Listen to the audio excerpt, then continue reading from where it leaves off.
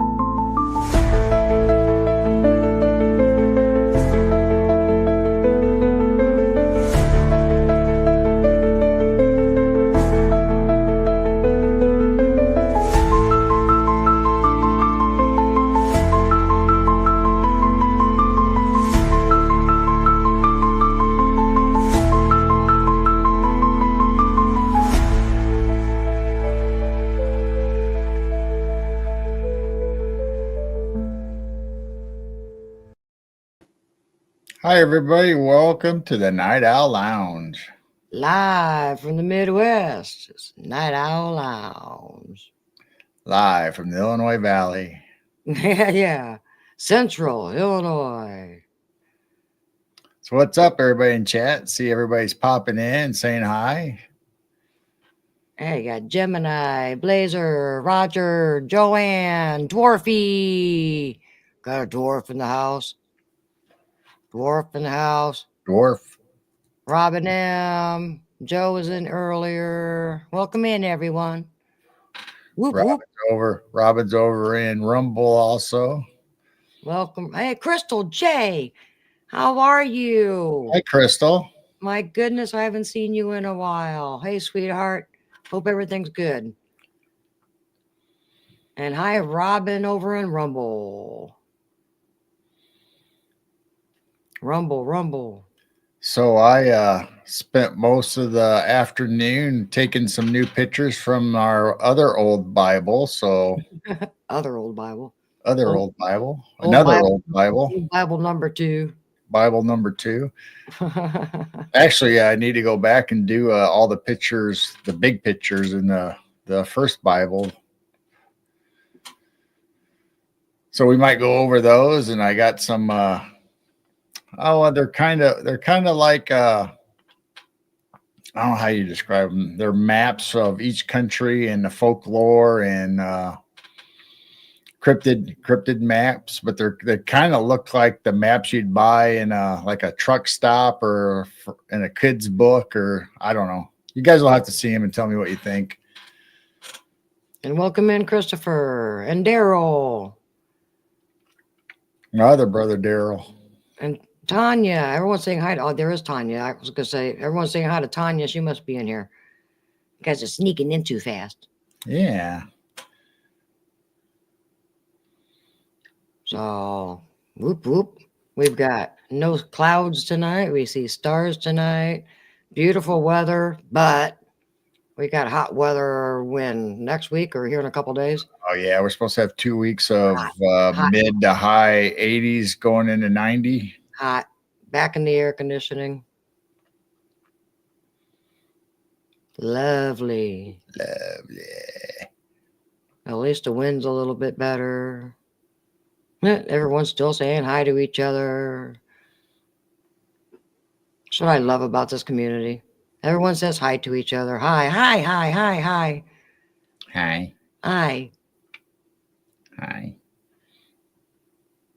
Christopher says it's raining over here tonight. Yeah, we're supposed to get it tomorrow. I think we're supposed to get thunderstorms sometime.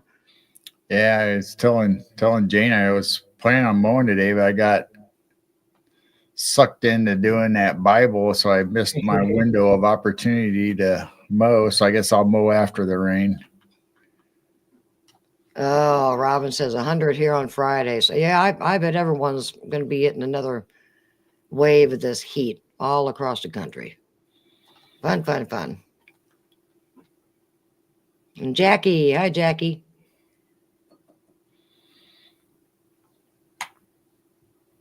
What's that? So I showed a picture of this statue before with our Tartaria and old Chicago World's Fair. This is the statue from that fair, but I got a different view of it. I found it online.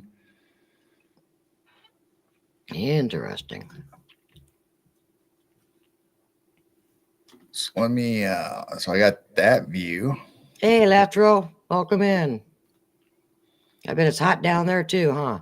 And so that's actually bronze, and it's called Appeal to the Great Spirit, 1908 equestrian statue by Cyrus Dallin.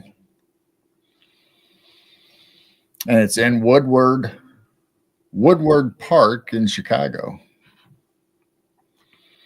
Yeah, Robin just asked, where is that statue at?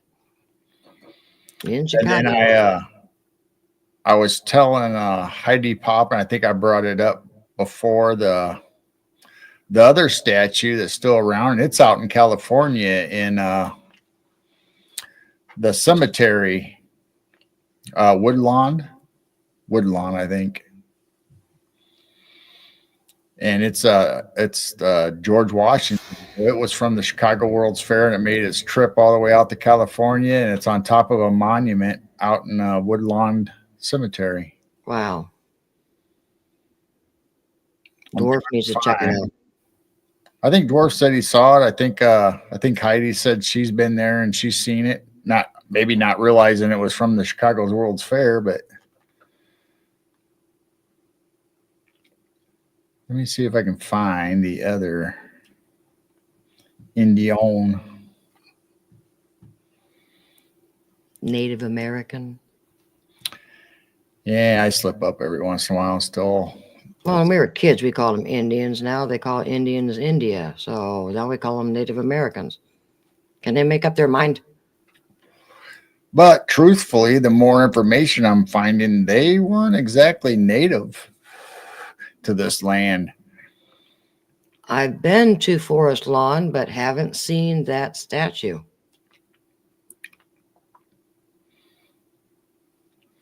Well, supposedly, when you first walk in or you first go in, and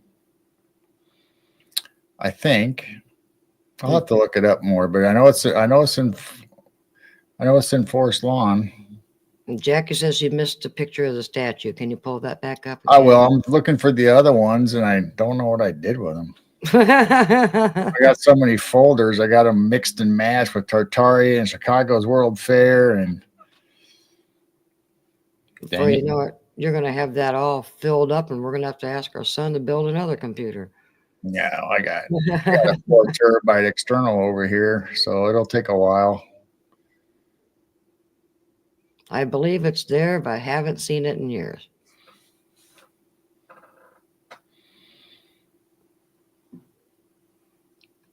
Time for some investigation, Dwarf. Where did I put it? I think there is something wrong with my shoes I bought today. I think they were laced with something because I've been tripping all day. I've been tripping. So there's the new view. And for some reason, I don't know where the other. So that's bronze. Oh my gosh, that's so cool. Bronze statue of the Native American on the. That's cool. And that was in the World's Fair in Chicago and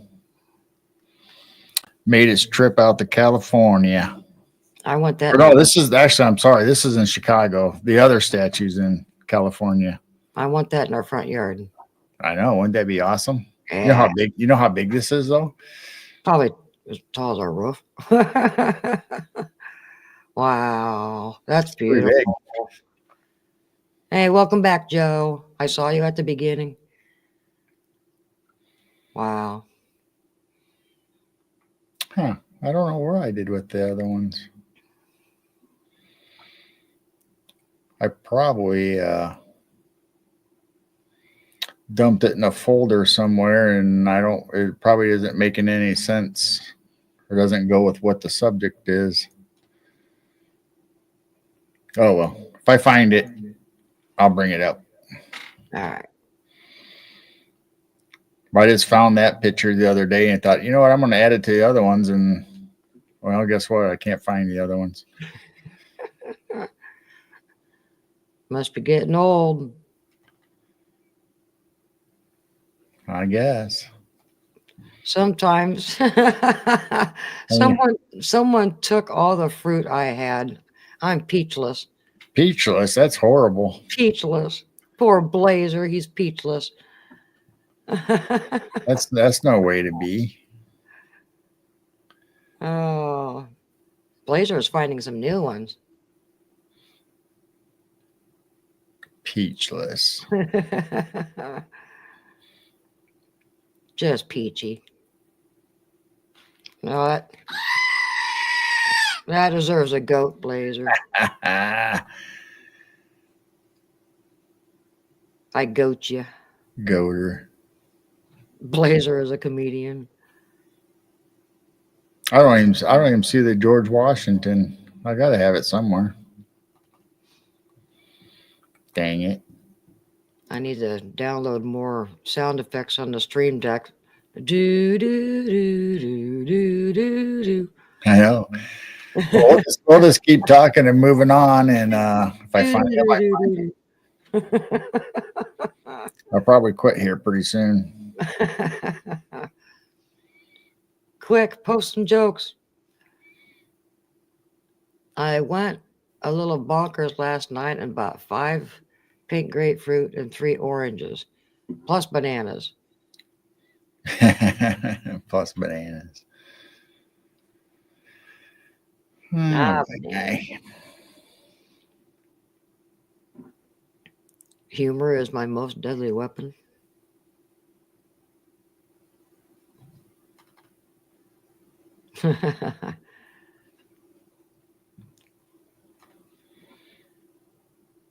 Daryl says, sometimes I accidentally make a folder inside another folder. It drives me crazy looking. And Joanne says she's trying to eat healthy. Oh, good for her. We try. I'm pretty sure we don't eat very healthy. We have good meals, but we do have good meals. We still have our snacks and go down to the ice cream place and get shakes. Still a lot of fried stuff.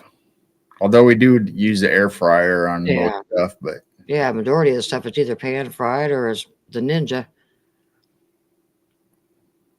Cooked on the Ninja. Well, I don't know. I want to quit. Yeah, give up. All right. Dum dum dum. I'll have to look someday and organize it better. Why does elephant have 4 feet? Because 6 inches is not enough. Irish soda bread. Never heard of that, but that what's sounds that? Good. Never heard of it, but it sounds good. Irish soda bread. That's interesting. Yeah. Interesting.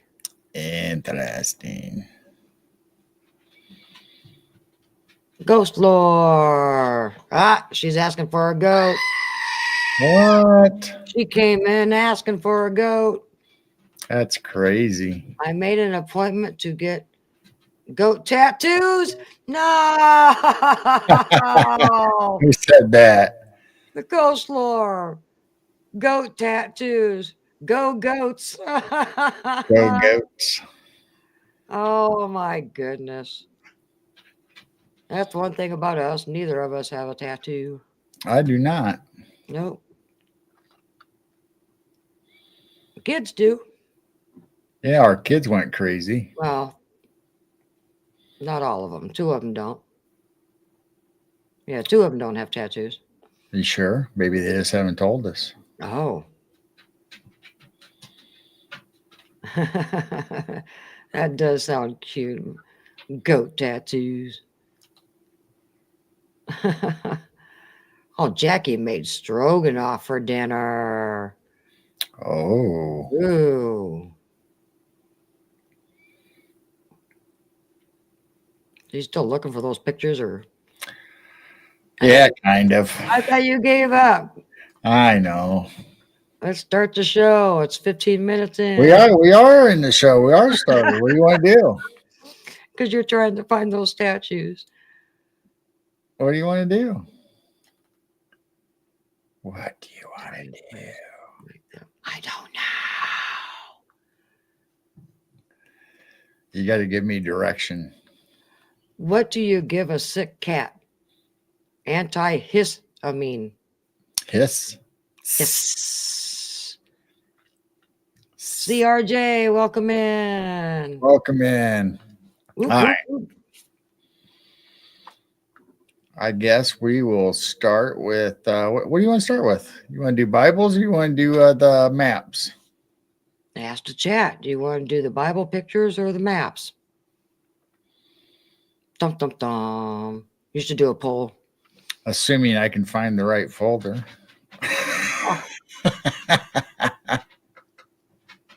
What am I gonna do with you? I don't know. You Spanking. needed a longer nap today. Need a spanking. All right, we've got a Bible. We've got maps. We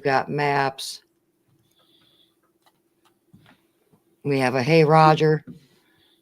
Hey, Roger. Yeah. So we got one Bible, two maps. So far, maps are winning. All right, we'll give him a couple minutes. Spicy.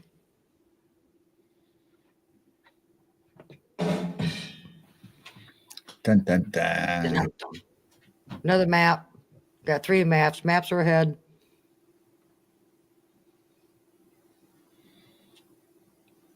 Oh my, he's being bad. What?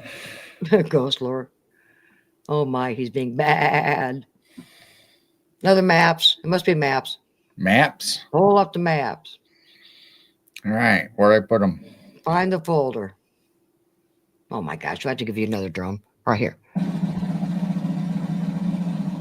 It's going to be a long one. Is it going to work? Come on. Hey, where is it? It's not working now. It worked before the show. It did. Yeah, it did. Remember, you saw it. Come on. Oh, Come yeah. on. There. Hey, that's a thumbs up. Wrong one. Ah. Nope. There we go. Oh, we had a couple. What? Hey, OCST, welcome in.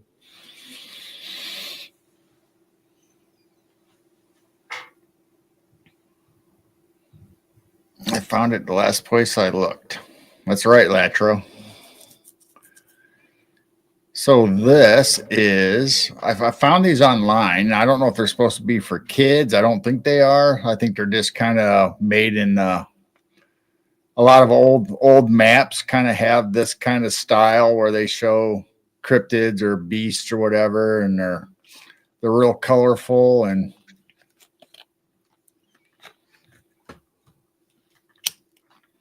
so this is the British Isles. British and Irish Isles.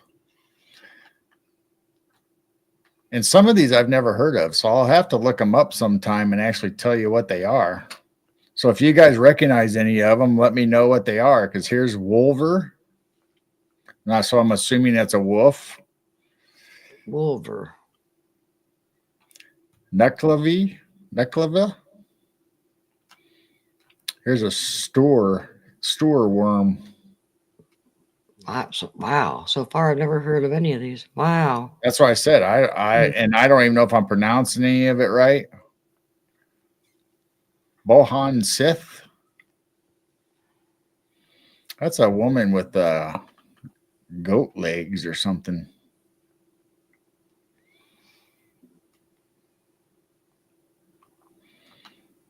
The Blue Men of Minch. Oh my. Looks like he's in the water. So is that like a mermaid? He's got a fin on top of his head. Blue Men of Minch. Let's see what else we got. There's Loch Ness. So that one makes sense. We've heard Yeah. of Loch Ness Monster. Yeah. The Chili Do, DHU.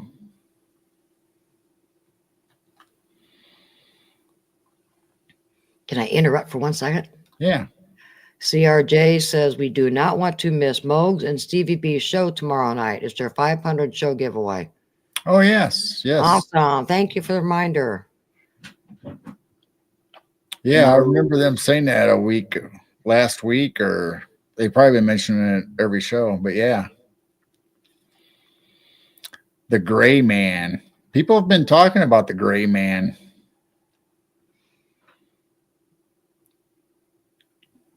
I've heard several people mention the Gray Man on some shows. Is that part of like the Hat Man and No, Slender it's Man and just some of kind those of like a shadowy, misty kind of dude, but he's gray instead of black. CRJ said you have to be in chat to win. All right. We'll be there. Joanne said it looks like an alien. There's the Silky. Christopher said gray man means spy. Oh, so it'd be like a watcher. There's a Kelpie, whatever a Kelpie is. Joe said Chesapeake Bay has a Chessie monster of Maryland. Yeah, Chessie. I still need to look. I had that list of all the lake monsters for the United States, and they all, a lot of them rhyme with Nessie, because Nessie with Loch Ness Monster was Nessie. CRJ says it looks like a unicorn. Well, it looks like he's got 2 ears. I'm not sure what he's supposed to be. If it's like I said, these aren't the very best drawings or depictions, but Knuckledorn mermaid. So I guess this is a mermaid sitting there on a rock, looking in the water. A lot of mermaids on these maps. Here's a Bougain. A Bougain? He kind of Oh, looks like a sloth. Yeah, he does kind of look like a sloth. Got some fangs.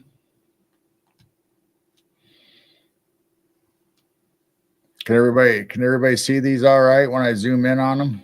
Wet llama. Yeah, it's like a water buffalo with long arms. Reminds me of Olive, the other reindeer.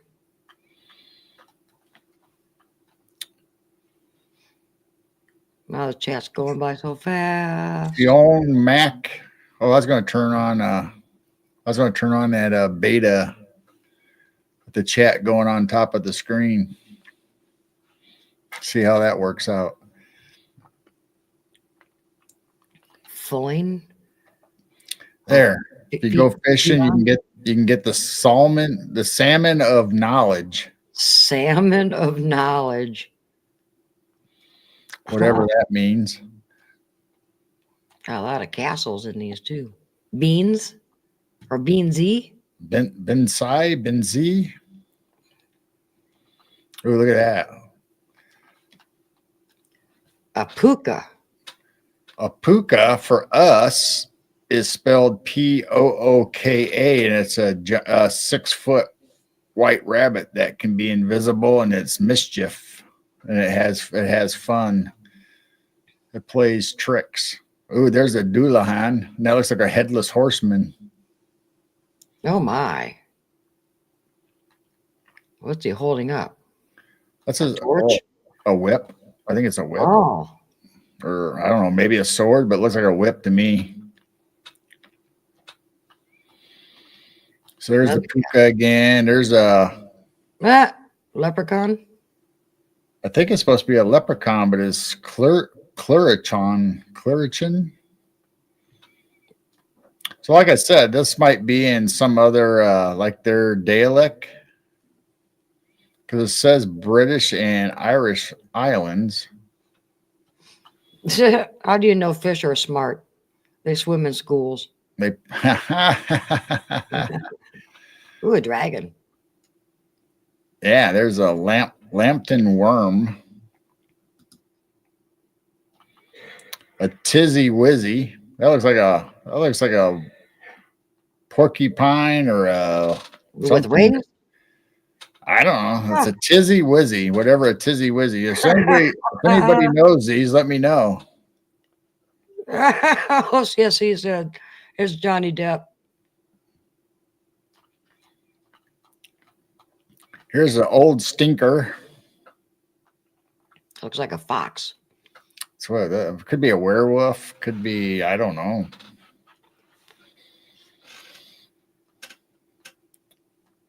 A grindy low.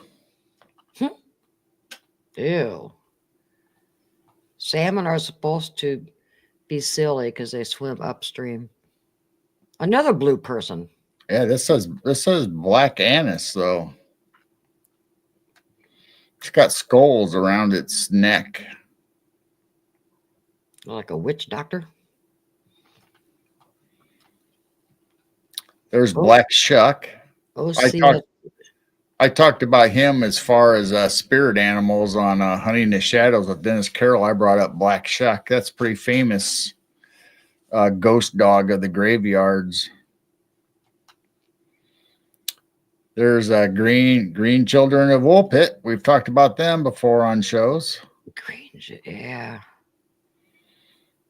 Now he died first, right? Yes, I believe the boy died first. What's this guy? Welcome in, Lakeside Laura. Hey, Lakeside. It's like he's riding a fox or something too. There's Hearn the Hunter. He looks like he has antlers or horns. Yeah.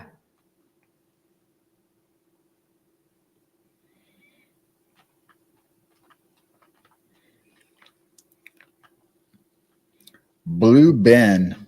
That's a dragon to me. So I guess I need to look up these folklores or these names of these cryptids or monsters and see what exactly they are. Welcome in, Justin. Beast of Bodmin. Looks like a cat. Does look like a cat. Or is that a Pisky? Which one is named? Because the name's there, but then there's Pisky down below. Well, I think that's this guy. Oh, never mind. That's the Pisky. Piskies are like elves or like remember? Yeah, that's what Kate was talking about. The Piskies. All right, so the other thing does kind of look like a cat.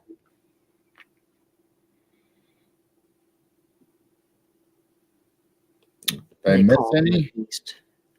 Did I miss any of them? Oh, what's the knucker? I don't think we got down to the knucker. He looks like a sea serpent, whatever the knucker is. So I'd like to know what the meaning behind the words are. Why is it called a knucker? Is that like a Scottish, or not Scottish, but British or Irish slang or? What was that giant guy's name? Fionn Mac Chumhole. He's taller than the lighthouse. It looks like he has a Scottish skirt on. Yeah, he has a kilt. Hi, Monisha.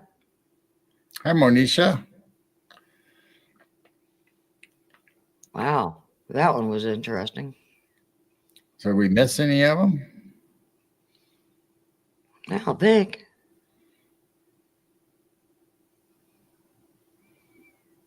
That was cool.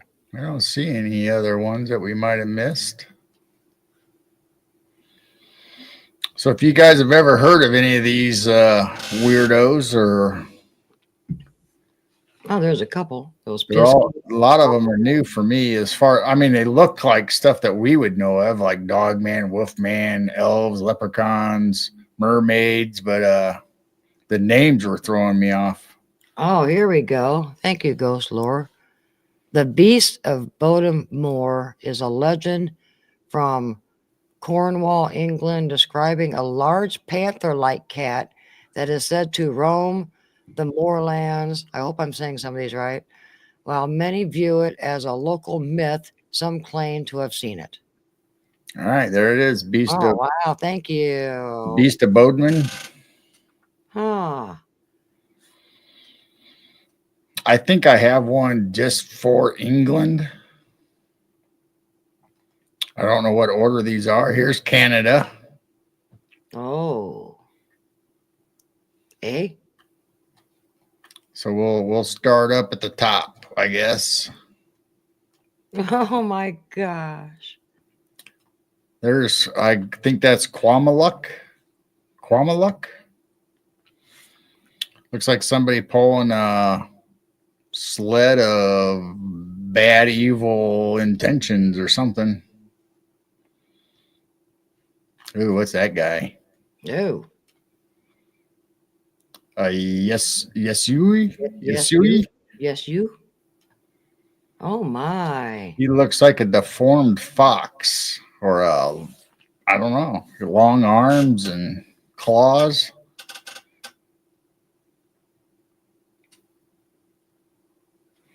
What do you guys think it looks like? Let us know what you guys think of all these things. I'm trying to keep up with chat. There's Chio Cho. Chio Cho. Oh, he's a giant. He's got a guy in his hand. Oh, He's got yeah. a normal sized person in his hand. Wow. So I think it's Chio Cho, if I'm saying it right. I'm not very good at linguistics sometimes. Maybe it's Donnie Cho's cousin. Donnie Cho. Watch him come in here in a couple minutes.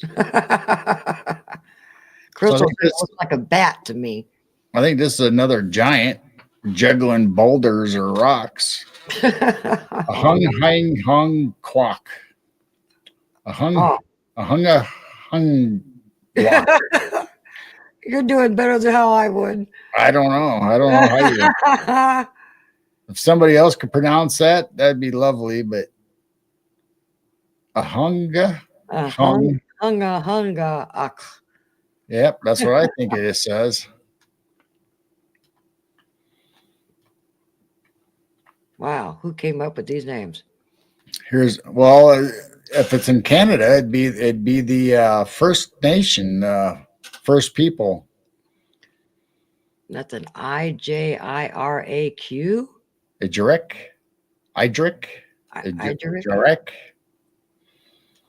And I don't know really what that is. It looks female to me. I don't know.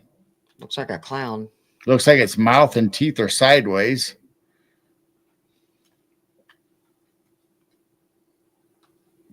Something with a mask on, I think. The eyes are going long instead of.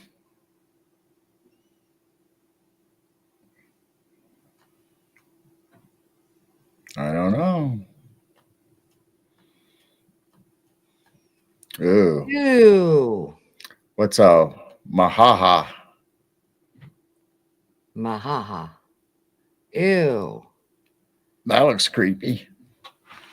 Whatever that is.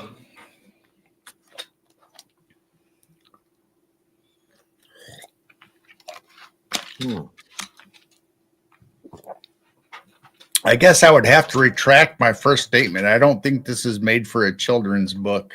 I hope not. Hi, Michelle. A quick kern?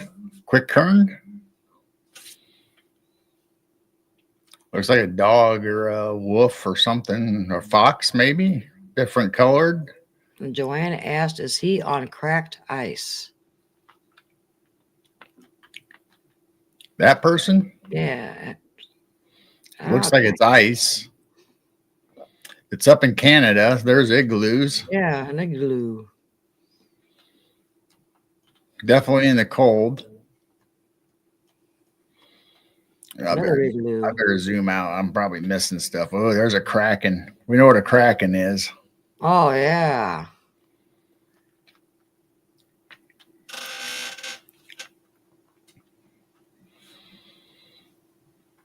Look at those eyes. Oh. That looks like a giant polar bear, but it's getting ready to eat a ship or swallow a ship. Wow. A Ninorluke. That's pretty big.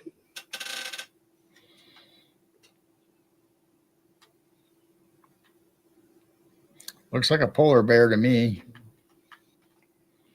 Another mermaid. Looks like a mermaid. A Talilajute. And some of this could be a little bit of French too, if it's up in Canada. I mean, we have French Canadians, so when I said that word, it kind of reminded me of French, Talilajute. But I don't know. No, I'm not very good at pronouncing stuff, but You're doing good.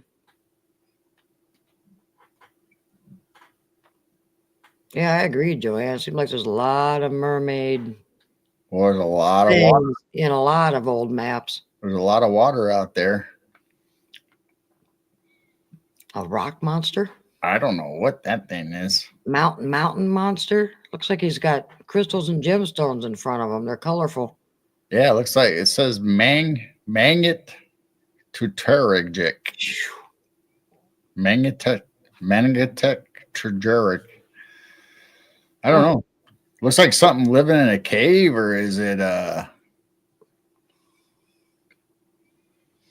don't know if that's a cave or if that's his body, but it looks like there's stones in front of him, and maybe that's a cave. I don't know. Pretty colorful stones in front. Yeah, look at those. Yeah. That's probably to lure. It looks like it's to lure you into where he lives. You'd have to go down this trail and pick up these colorful gems and stones. And Dwarf says, "Don't pardon your French, girl. Let's hear it." Pardon your French. Oh, I gotta look at this. Whatever this is. What the heck? Blemmy? No, well, I don't know. It's got hair and a head. It's got a top of a head. Yeah, but there's no bite. It's like, like the face is on the chest like a Blemmy. Yeah, I don't know. A lot of the Blemmies, you didn't see hair. That's the first time I think I've seen hair on a Blemmy, if that's a Blemmy. Kajutachuk. I don't know. Kajutajuq. Kajutachuk. I don't know. All right. What have I missed? Anything? Have I missed anything? No, I guess I went right through we were going through this middle.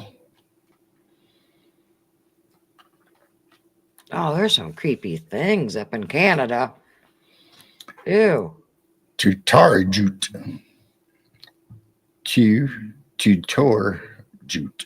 Tutorjut. I don't know. It looks like he's got a winter coat on, but he's black. Looks like he's got hooves.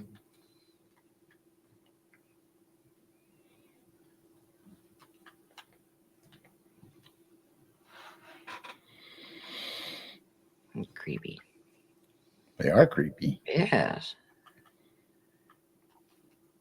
Ooh, that one's green with reindeer antlers or something. Coming out of like a hole in the snow or ice. Yeah, Daryl said female Blemmy. Maybe most of them that we've seen were male Blemmies, and first time we saw a female Blemmy. Qualoop? Doris says Tataran Jute. Oh, maybe, yeah, Tatara Jute. Qualupapiluk. Kalupiluk. I don't know. Wow, so many of them have these long fingers. Dark eyes that are kind of alien looking. Reindeer or some kind of antlers. Coming out of a hole in the ground. Ice hole. That's what it looks like. Huh. Oh, what's that guy? Oh, my.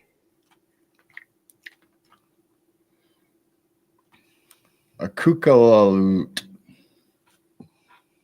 Kookalala. Kookala. Yeah, he's cuckoo. Yeah. Look at that nose. And once again, a big smile showing a lot of Where'd I teeth. go? I went too far. I clicked on the wrong thing. There we go. Well, now we're back in Canada. Where were we? Kukula loot. Go towards the middle, aren't we? There he is. Yeah. Wow.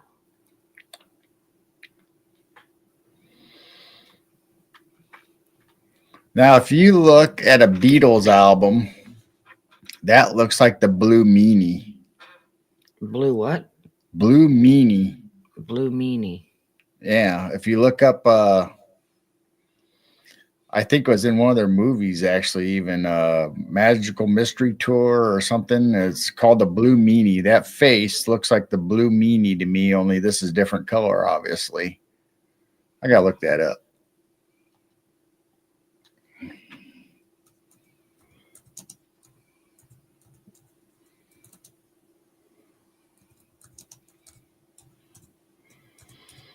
I might be just imagining it. Roger said it looks like some of my kinfolk. Well, he has a long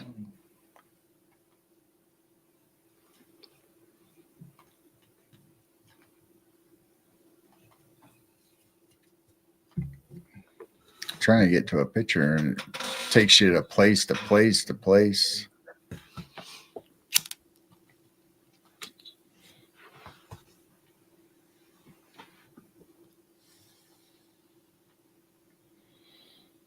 I don't know. I think these are all Pinterest sites. I hate going to Pinterest pictures because they won't let you bring them up. Man, anyway, I thought it looked like a blue meanie. I don't know. I haven't gone to Pinterest in forever.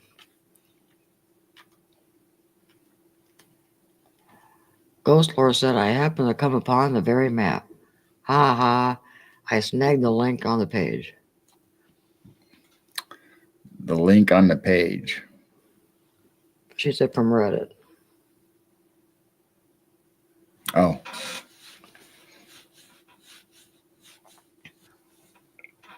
Interesting.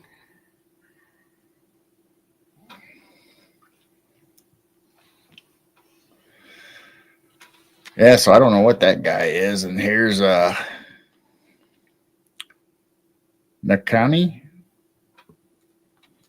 He kind of looks like maybe a Bigfoot crossover. I don't know. He's got some heavy eyelashes or eyebrows or whatever that is. Yeah, Ghost Lord said the map you are looking at now. That's funny.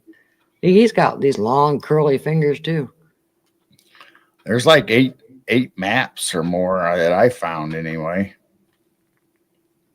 A Wahili. Now I've heard of a Wahili. Yeah. But I thought it was Hawaiian Wahili. So maybe it's not the same word, but it's pronounced the same, or maybe I'm saying it wrong. But Wahili I thought was Hawaiian. Yeah, Beatles Yellow Submarine had the blue meanie.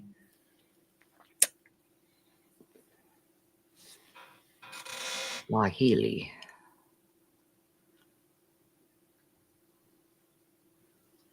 Don't look friendly. Can I pet your dog? Is that a doggy? Can I pet your dog? Lord says Nakani refers to a few different things: mythical creature in North America, indigenous folklore. Well, this is basically North America. I mean, it's Canada. Oh, look at that guy! Looks like a mad otter. Oh, wasn't Kushtaka. what was that Jessica remote view that was in northern Canada? Wasn't the Otter Man? Otter Man, yeah, but I don't know what his indigenous name is or what his. Oh, that's kind of interesting because she did promote you that Otter Man. Does look like an otter man, but he's got like a Native American or indigenous blanket or something on. Because here's a totem pole right next to him. Yeah, that robe is beautiful. But it looks like an otter head to me. Yeah.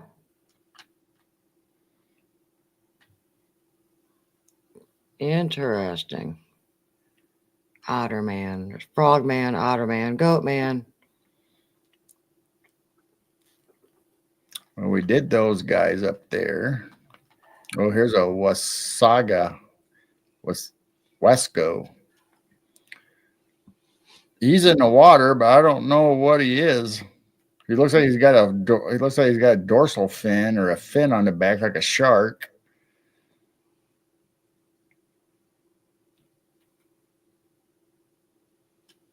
Looks like he's got a tail. He's got a tail coming out of the water. Alaskan otter man.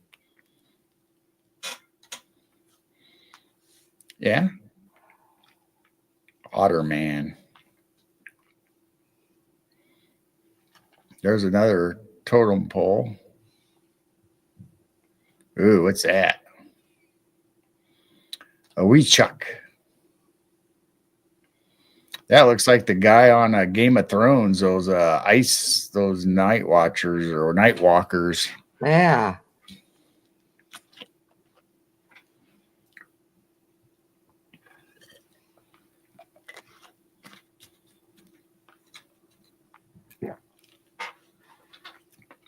Looks like he's frozen or made of ice or something. Iceman. They all have horns or some kind of antlers. Those are some big antlers, almost like a moose.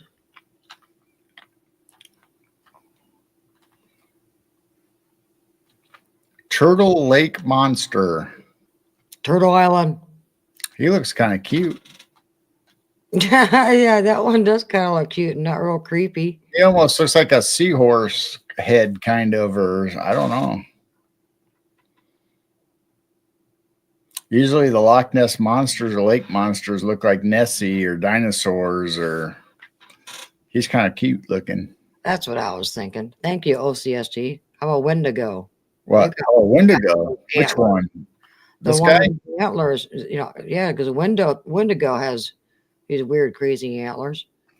Maybe it's like the abominable snowman or yeti for Wendigos. Maybe there's a couple different kind of Wendigos. Maybe it's a frozen Wendigo. I mean, you could have a desert Wendigo. You could have a mountain Wendigo. You could have a northern ice Wendigo. Adapt with the weather. Yeah. Yeah. Or the region. Yeah. Yeah, why not? All right, we were at the turtle monster. There's another werewolf looking thing. Once again, the fingers are all curled. Yeah, they're like they're going to get you. Urquidgit.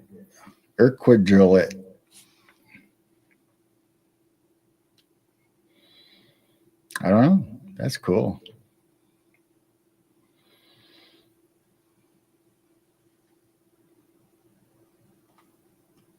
A lot of totem poles. Ooh, what's that? Does that thing have a face? Well, I think that's supposed to be a face. But it looks like it's sideways or melted, or I'm not sure what that is supposed to be. Christopher said, crooked fingers indicate greed or lust.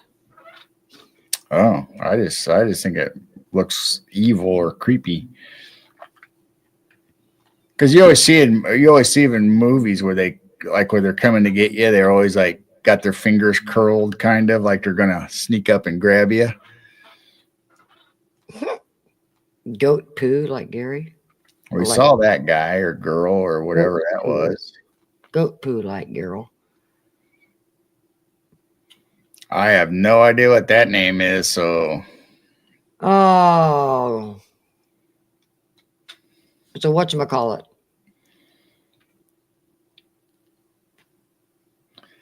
A vintage chic mum mishtu. I don't know. Looks like it's falling through the ice, or is in the ice, or half in, half out.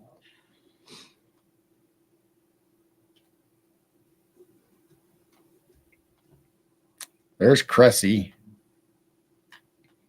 So I'm assuming that's a lake monster or some kind of sea monster.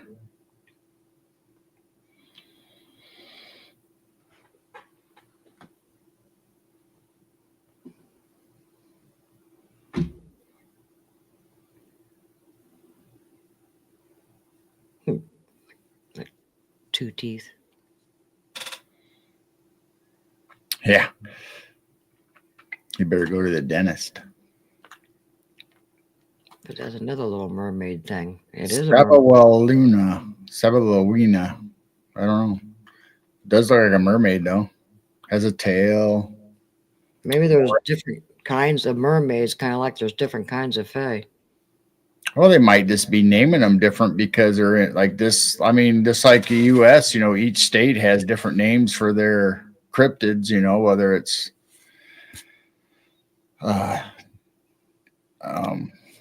whatever was swamp ape or instead of Bigfoot or Tammy, I'm not even going to attempt to try that name. That real long, crazy one. Yeah, I don't know what that is. Benishqua Uma Ishitu. I don't know if even all the syllables are even supposed to be pronounced. But this looks like Sabawalina. Sabalawinu. Looks like a mermaid. Does she have a hat on? What is that, like a hat? Well, it's definitely not her hair. Oh, here's a little guy. Here's a Luton.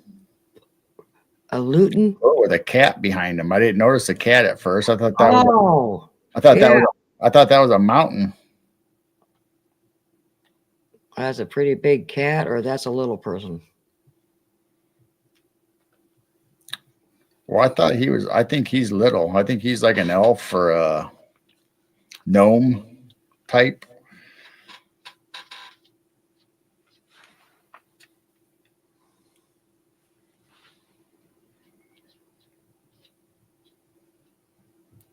Man, Ghost Laura's looking all this stuff up, man. She's right on it. Thanks, Kathita.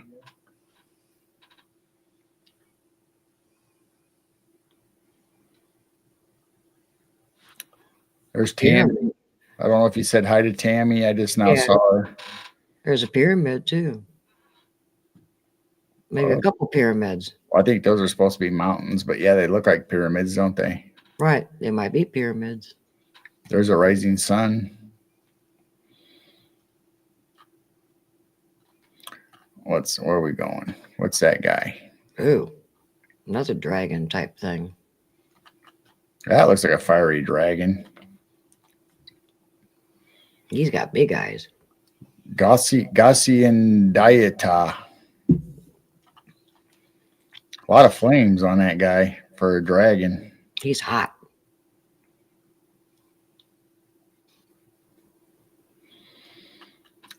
Ooh, what's that guy? Mishapushu. He looks like kind of like a dragon, sea serpent kind of dude, too.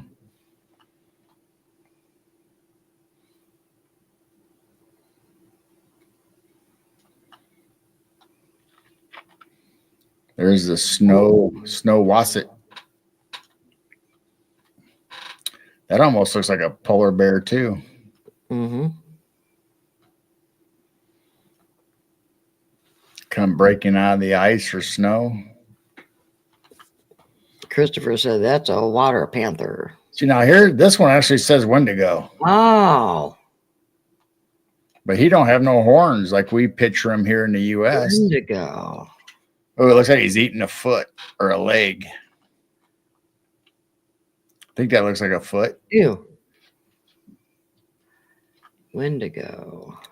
But that one actually says Wendigo.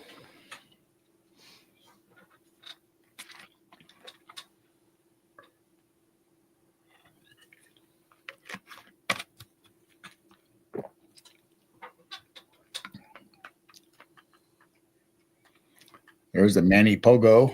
That's a lake monster. He looks kind of cute too.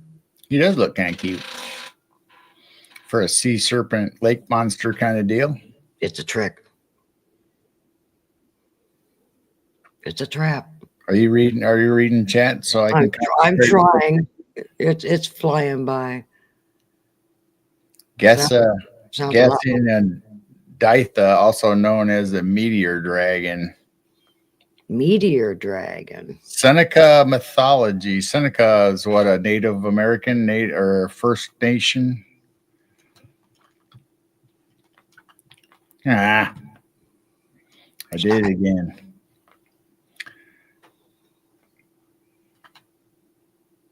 We did them. I think we did this guy. Did Turtle Lake. There's Ogo Pogo. And there's a Sasquatch. Some of them, they're drawn kind of cute. Actually called a Sasquatch. Hey, Jay Fritz. Hey, welcome in, Jay Fritz. There's Ogo Pogo. It's good to see ya. Senior Fritz salute. I can't even make anything out of that unless it's a sea serpent. Maybe that's the head with it its body wound around. Curled around. A Heitlich. A Heitlich. Where the heck is Blazer? He was here. I don't know. He's probably looking up more jokes. Hi, Derek. Yeah, Blazer was here at the beginning of the show. He must have fell asleep.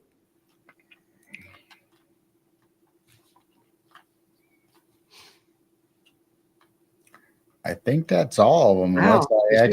Unless I accidentally skipped one. Let's look.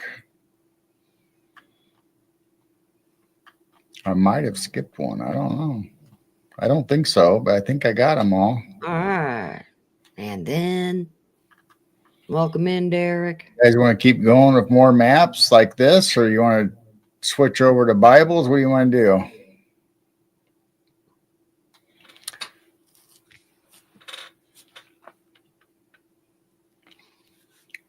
And then what y'all want to do?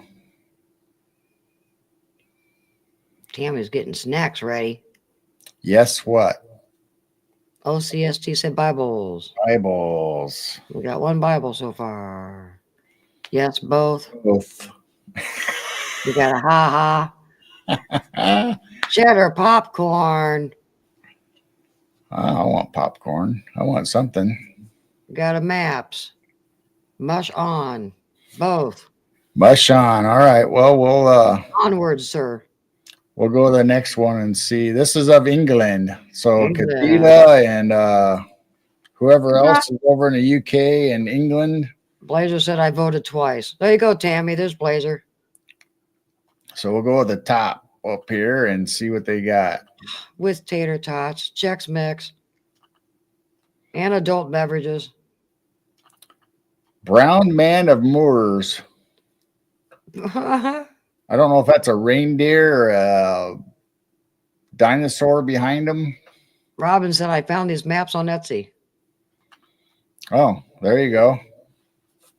I can't remember where I found them. I'm sure they're out there for you to purchase or buy, but Tammy made tacos. Oh, tacos. Oh, chalupas.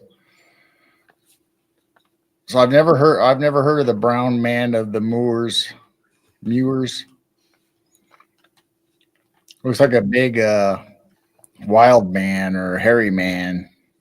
But he's got like a wolf and he's got like, I don't know if that's a deer or what that is behind him. Oh.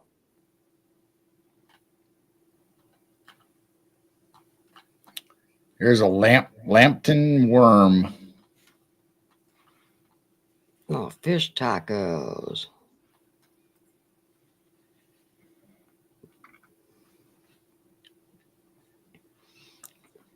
There's Cosmic Joe. And Joe says, very good, very cool picture. It's quite educational. Hey, there's Amber. Amber. We got Amber coming up this Sunday for Piercing the Veil. We're going to be talking about children's abilities, or what do you call it? Gifted abilities. Intuition.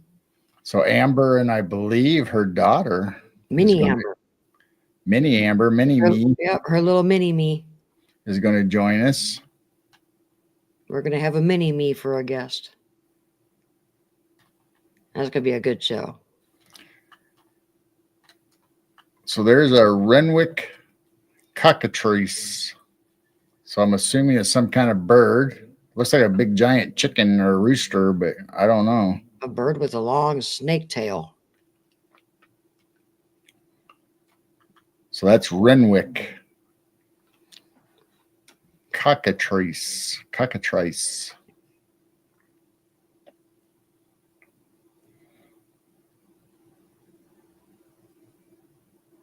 A handful together, I bet. We'll be ready.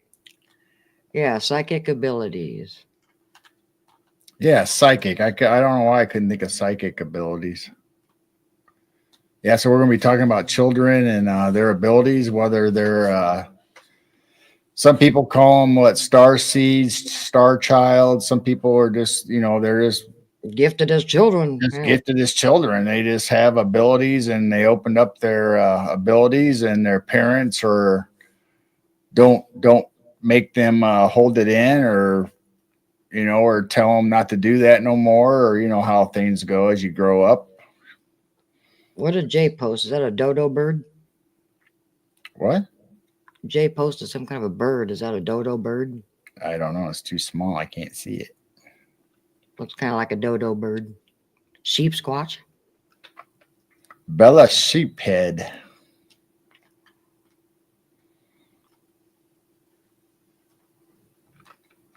Does kind of look like a ram, a sheep head with horns. Looks like it has wool.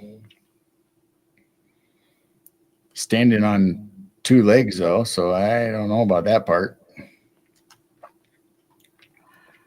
Oh, my. Is that a flying worm? It says hagworm, Hagg worm, if I'm putting it with the right image, and I think I am. That looks like a top of a totem pole. Oh, yeah, it does. But it looks like it's got claws for feet and a worm head and wings and a tail.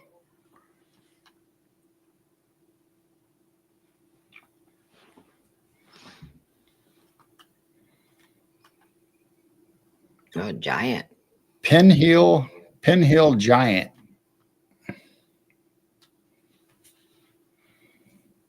I don't think I'd want to mess with that club. In 1733, a cockatrice terrorized Renwick when a church was being demolished. The beast was slain by John Tallentire with a rowan branch. Oh.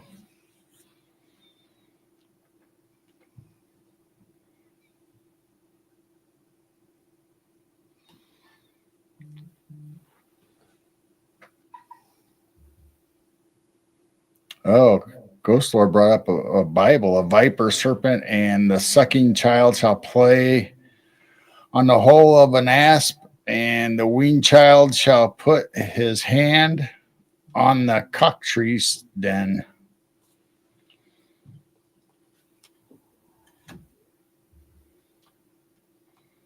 Oh, there's Filey. What? Looks like he's snacking. What's he eating? Don't say anything yet.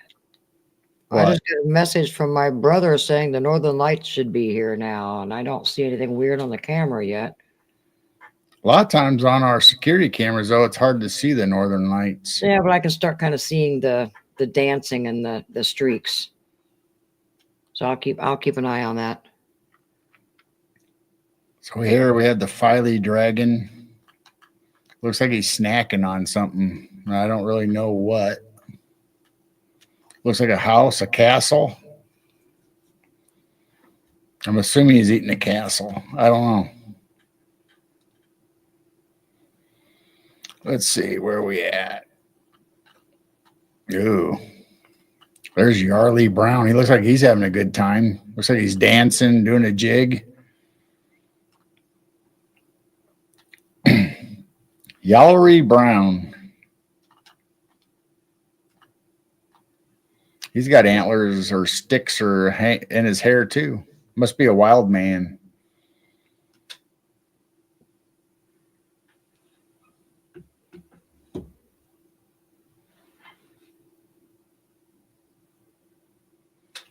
Yeah, I don't know if portals, Four horns? northern lights, or portals. I know the definitely northern lights are frequencies and energy. And usually the same colors. Oh, a branch of rowan tree is also mountain ash. My dad loved mountain ash. We had a mountain ash tree in our yard. It is a pretty tree.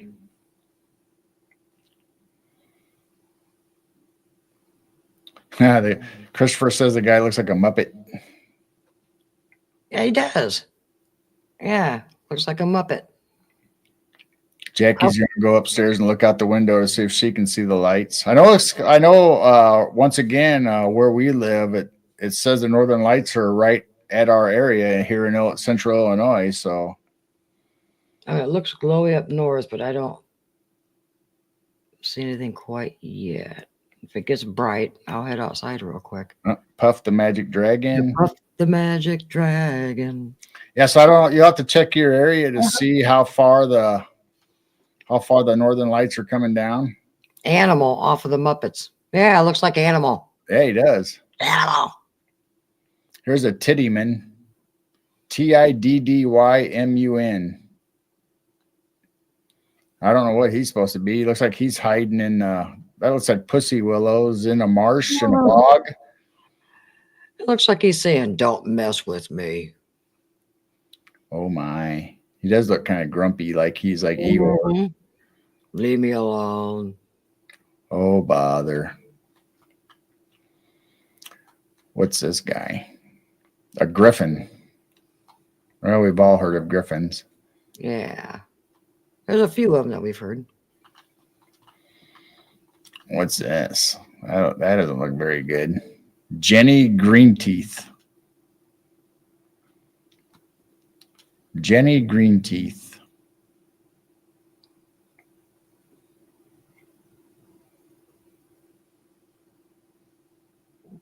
Gemini. I think you were in here earlier. Yeah. Bigfoot Dwarf says you can always puff some northern lights.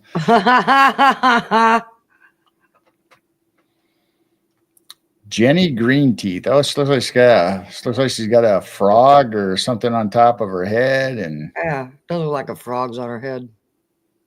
living in a bog or a marsh.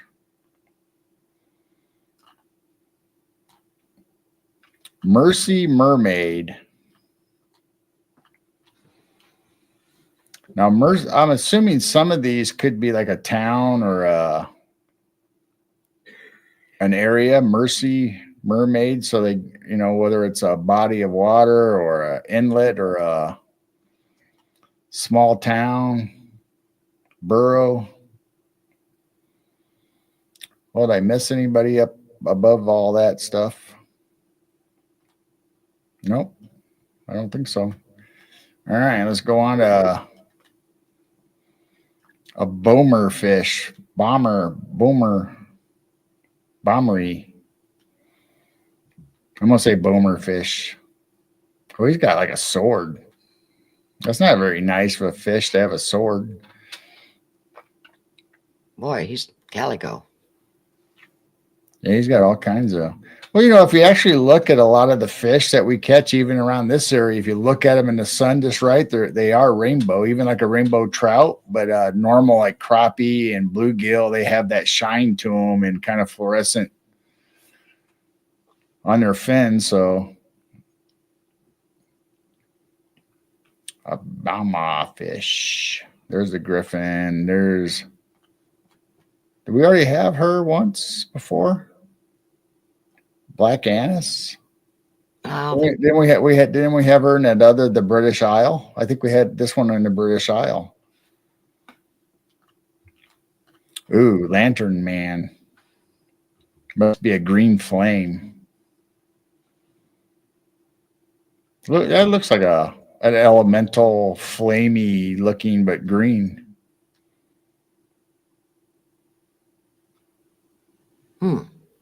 Right? yeah.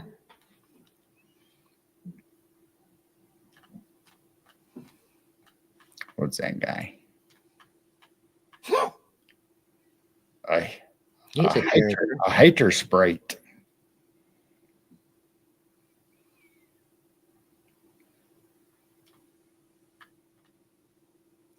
I like the hat. Digging that hat.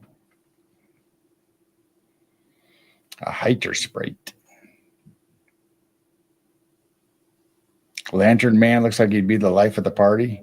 Yeah, it looks like a scarecrow. Look at that. He could light your smokes. Yeah, that kind of, when I first saw it, it looked like Pinocchio to me. Oh, yeah, Pinocchio.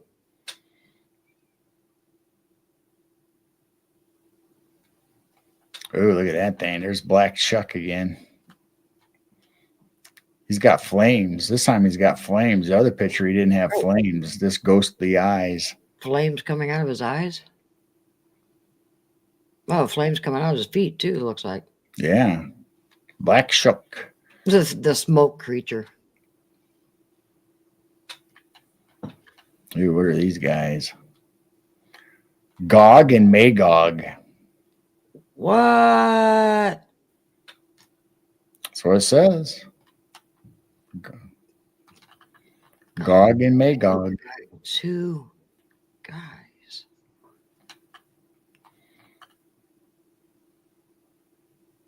Oh. So you always think of Gog and Magog as in biblical as far as Right, but countries or... It's still kind of a mystery. There's not a whole lot of scripture that, I mean, it mentions it, but that shows two men being Gog and Magog. That's interesting. Here's a sea serpent. Thanet sea monster.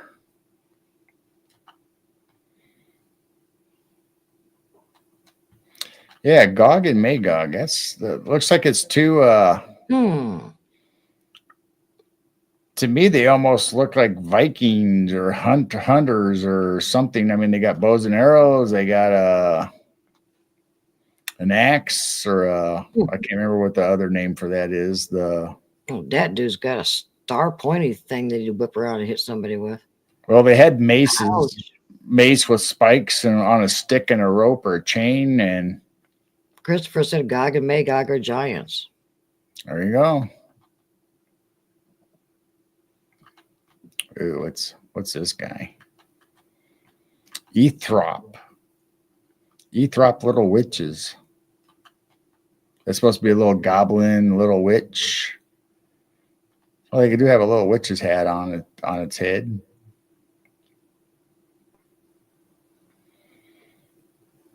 Ethrop little witches. I'm going to go outside real quick and check. Oh, there's Elder Mother. Looks like a tree. Looks like a tree of wisdom. A tree of what do they call the tree? Tree of life? No, not the tree of life. So many stories and movies have a tree that's like the mother or the...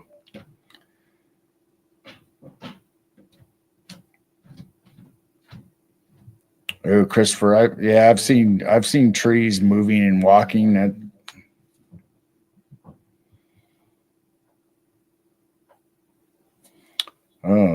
Catheta Black Annis is a figure in English folklore described as monstrous boogeymen with blue-faced hag or with characteristics she typically depicts having claws and a preference for consuming human flesh, particularly children.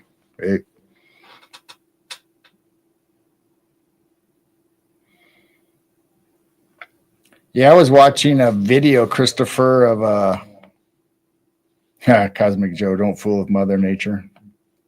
Jackie Guardian Tree. Yep. Groot. Yeah, Christopher. I was watching. I think it was TikTok, and it was about rangers or forest park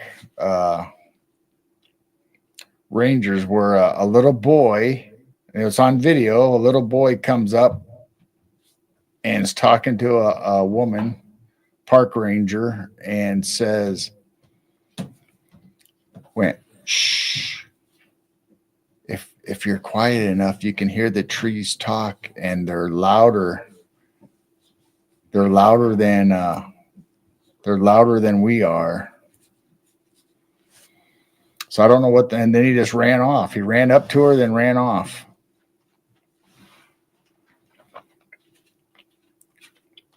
Here's the Mortifor dragon.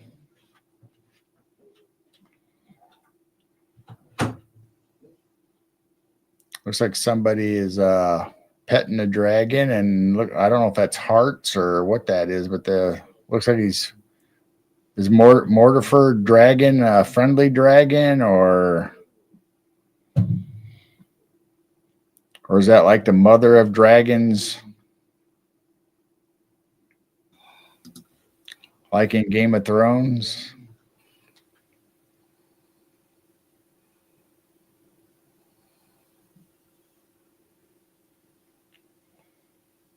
And it looks kind of cloudy, kind of a thin layer. You can see a couple stars, but I don't see.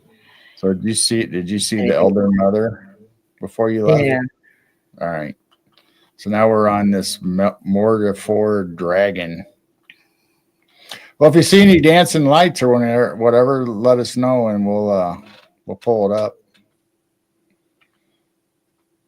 So I see some stars, but I went out there and I didn't see anything. Ew, what's a girt worm? A girt worm. Looks like a dragon. Looks like he's walking two different ways. It looks like he's cut in half, actually. His bottom half is walking one way and the front half is walking a different way. Right? Yeah. A girt worm.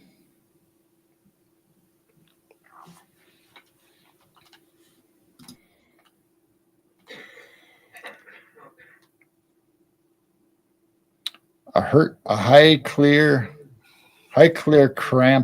Krampus. Looks like a shark in a tree. Ah, it does look like a shark in a tree.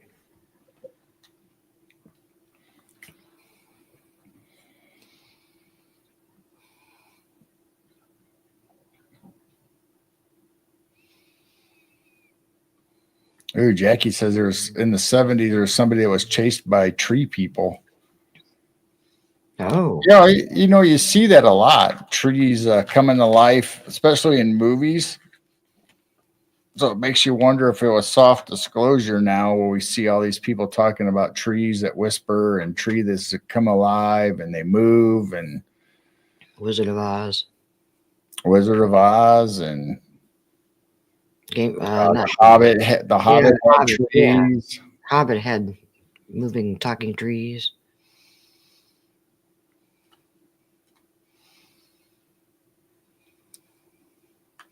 So we did the Little Witches. We did Gog and Magog. We did Thankic Sea Monster. Here's the Knucker. Looks like another dragon sea serpent. He's kind of pretty though.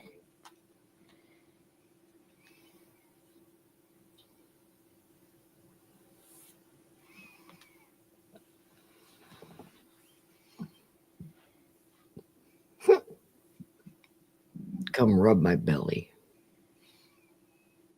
Ooh. Catheta says Hyder spirits are mischievous and sometimes harmful fairies found in British folklore.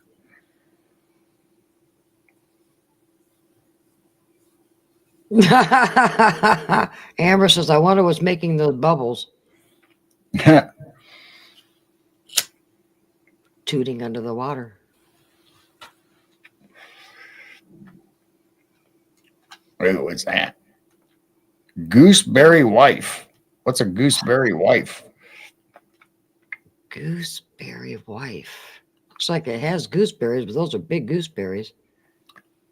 Unless that thing is small. Well, Gooseberry. looks like it's got antenna or antlers again, and Wow. maybe wings. Hiding in a gooseberry bush. Trippy. Now, I've seen this picture before, the Stratford lion. I've seen a similar drawing to that before. A lion with antlers.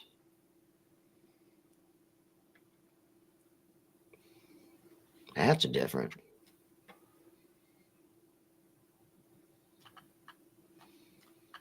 There's the worm, the girt worm. Oh, there's an old cockern. Looks like he's riding a zombie horse, skeleton horse, and he's Ew. got dogs or wolves down at his feet.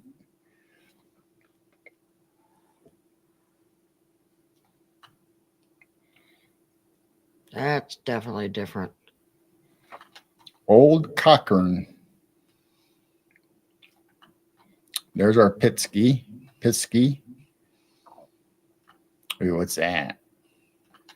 Viesta? Is that a sea serpent bird? Didn't we have one earlier? It looked like it had a tail or a fish tail. Yeah. Viesta. Maybe it fishes with its tail. Can it fly and swim? Is that it? Did I miss any? They sure do make the boats look tiny. Yeah. So either everything's huge or I think I got them all. Interesting. So that was England, right? Yep. England.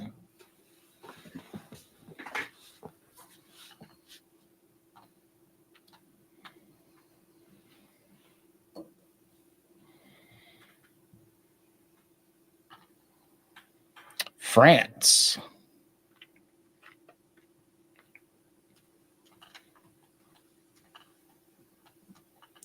This is the Beast of France. There's a Eck Goblin. So that reminds me of the fairies we talk about, or elementals that ride people's horses. Yeah.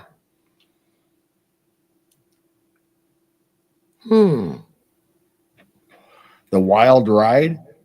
I think that's what the famous. Hey, hi Clay. Hey Clay, welcome in. I think that's what that famous painting is, the Wild Ride, which is the fairies or elementals riding horses. I think the last one's riding backwards. It is. Well, there's a couple of them. Side saddle, facing the other way. Oh, maybe it's the ladies. They're riding side saddle. Yeah, I think they're riding side saddle. Yeah, I'm not sure. Well, the other one, the middle one, I think that's the lady, and she's not riding side saddle. So maybe they are facing the other way. I don't know. Either that's a horse or a fox, or it looks like a horse to me. So I don't know. Here's giant. A giant. So I don't know if that's supposed to be a giant or a giant's a different kind of word. Looks like a soldier. They spelled giant different, maybe. Maybe. Looks like a tall soldier. Ooh, what's this guy? A carnibou. Oh my. Elephant man. Looks like an elephant, kind of. Yeah.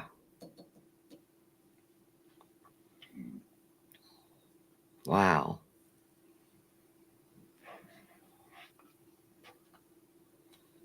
What's that? Ew. Crackahoo? Crack you? Is he dripping blood? Cracky-hoo. Looks like his arm got ripped off, or he's Oh, missing a part of an arm, like a zombie. Is that like a zombie? ew. Yeah, Is that like a zombie? that looks like a zombie. Looks like a Michael Jackson zombie. It's Michael Jackson. Oh, that looks like a zombie. That's creepy. All right, let's Who has his arm? I wonder.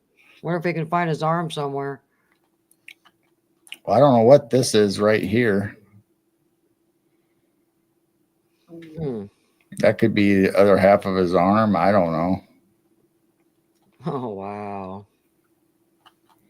The Walking Dead. We'll go down here to And the Huron. now we got Willie Nelson. Oh. Oh, Willie Nelson's lighting up. Look at it. Looks like he's lighting up. Hi, Zamek. Welcome in. Hi, Zamek. The Netherlands.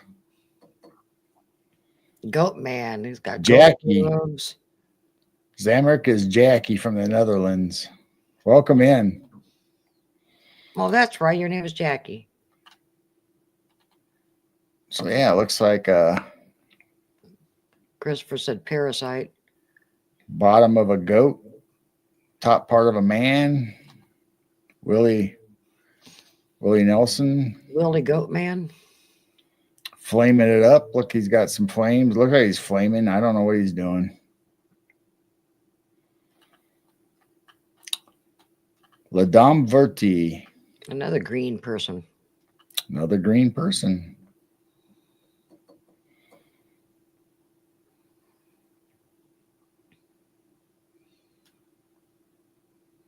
La Dame Verte. Kind of looks ghostly. Mm-hmm. Kind of like that other flamey looking thing that we saw. Green skin, green hair, green dress. Oh. Le Pete Home Rogue. Le Pete. Looks like a pirate. Le Pete Homie. Yeah. Another person with a long nose. Long nose, feather in a hat. Looks like a sailor hat or admiral hat. Looks like a pirate. He's blazing and grazing. Where is dwarf? That green color represents death. Oh. Pale horse of revelation. Everyone's welcoming in Jaggy. Oh. I think half of these things represent death. They're creepy. Well, they're beasts or cryptids or mythological beasts, so I would think so. There's dwarf. Christopher said long nose is commonly used to depict forest demons. That looks like a dragon with water. Garguli. Garguli. Sounds like some kind of food. I like a side dish, a garguli. Looks like a dragon with water or something. Most dragons have fire coming out of their mouth. There's a goblin.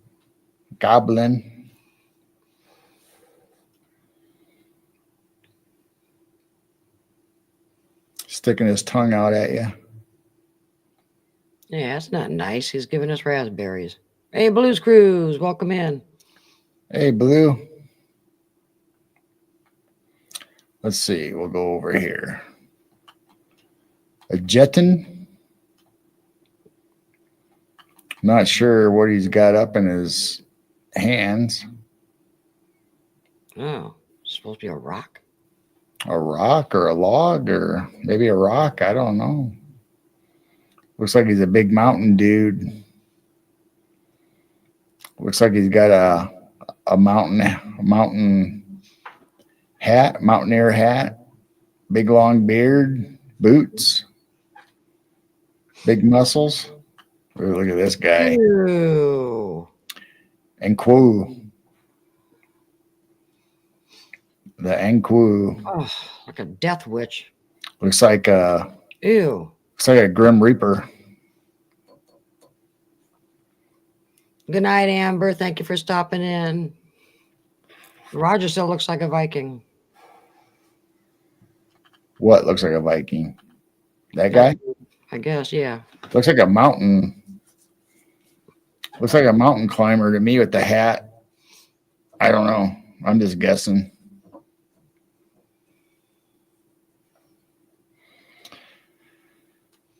I mean, this is France, so I don't know about a Viking, but Yeah, Roger said, yeah, that one. Ew. looks like a Grim Reaper to me. Yeah, I just keep thinking death witch. Messenger of death. Ew. Something, I don't know. Anku. I'm sure if we look up the name, Anku probably means something like that. Vikings migrated to France. Could be.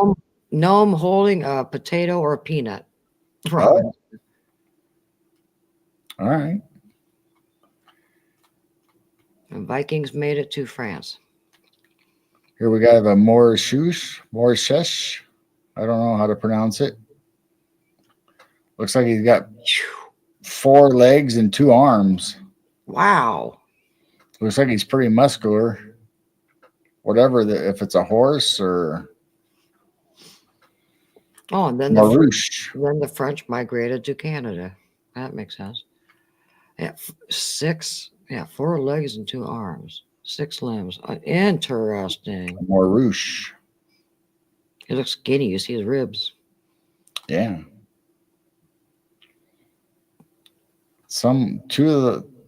This side's gray and the other side's black. I don't know if that's supposed to be a shadow or if that's really the colors.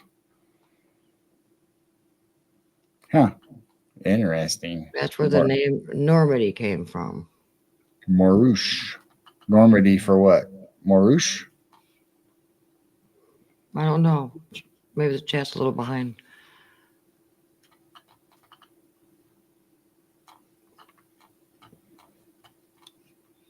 There's another dragon breathing some fire. Lavelu.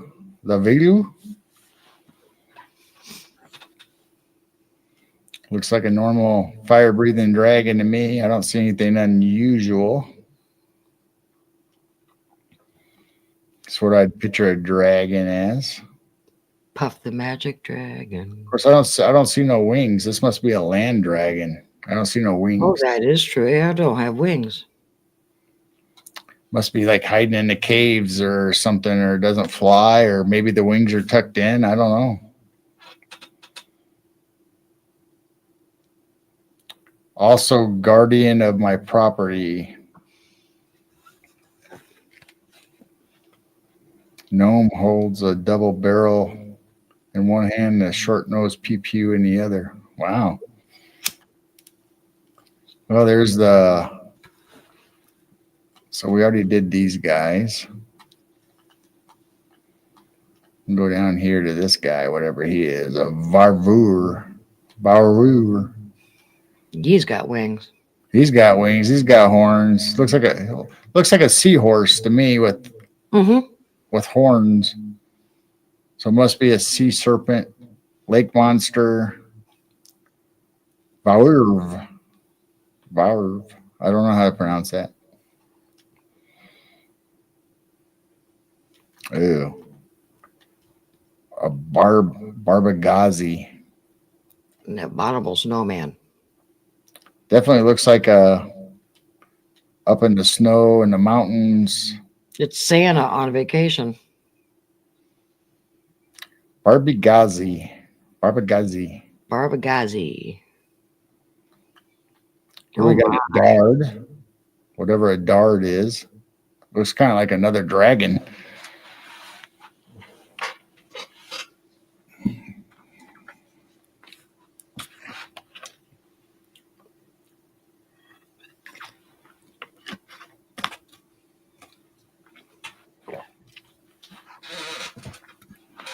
A horse tiger. Horse tiger. Wow. Oh, flying cow. Well, we'll go down Oh to the bottom. my. There's a Dufund, which is an owl. Looks like it's got a sword.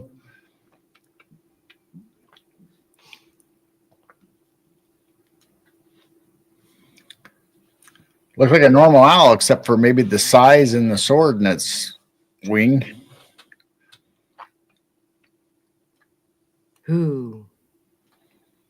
A flying cow. There's your flying cow, the Volo Buke. BQ. I don't know how to say that. Hmm. Volo Bu. Volo Bu. Bye. I've never heard of I mean, we've heard of other animals with wings, but I don't know about a cow or an ox or. Yeah, that's something new. Let's see. That's Where we straight at? out of Mesopotamia. Well, we missed a couple up here.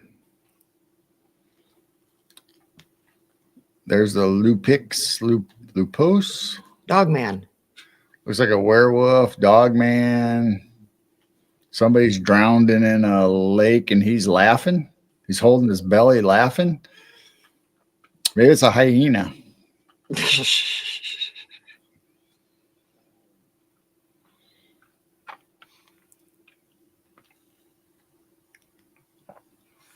Owl Mothman. Oh, the owl was a moth, like a mothman. Here's a pichu. Looks like he's got some kind of animal or something in its mouth. I hope it's a mom carrying his baby and not something eating something. What? I said, I hope it's carrying a baby in its beak instead of eating something. Oh, I think it's eating. I think it's eating something. Oh, Whatever it is. A pichu. We did that guy. We did that guy. We did a dard. There's a Lachinor de Pontagabog. Pontagabog. Lachinor de. So it'd be the chin. LE is the Chinor of DE is of Pontabog. So Pontabog must be a location or a place. Chin is what this is, which is like a cat, like a panther, I don't know. cheetah. Got spots.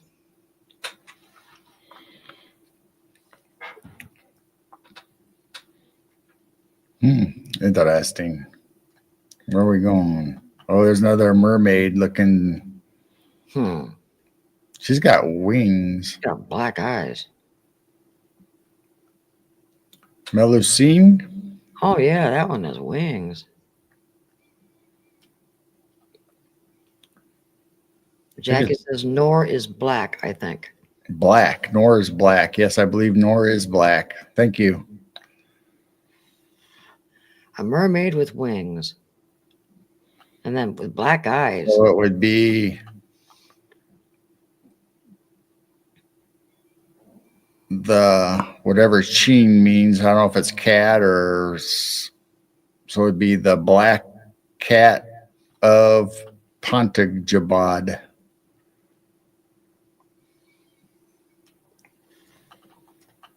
All right. Back to the mermaid. She's not pretty.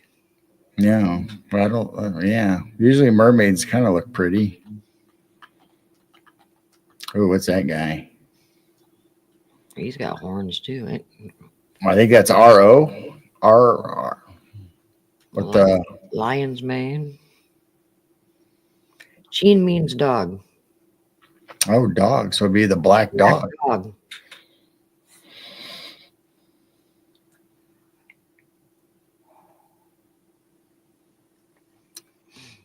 So that's like another dragon, but that's in water again. It's got a lion's mane. Got some horns going on, two in the back and two on top.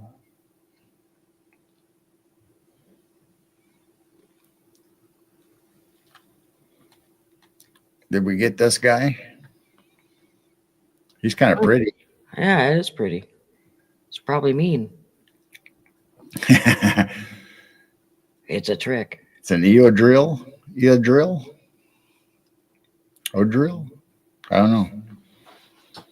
Ooh, it looks like he's got horns on his feathers or the end of his wings. He's got some spikes.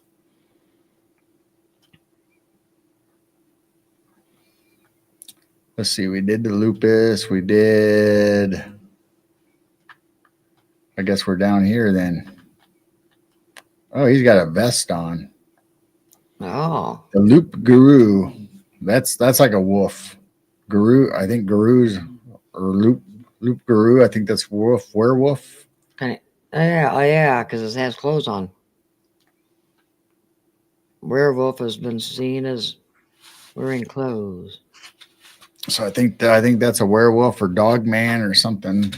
I think one of those words is dog and one's wolf, or I don't know.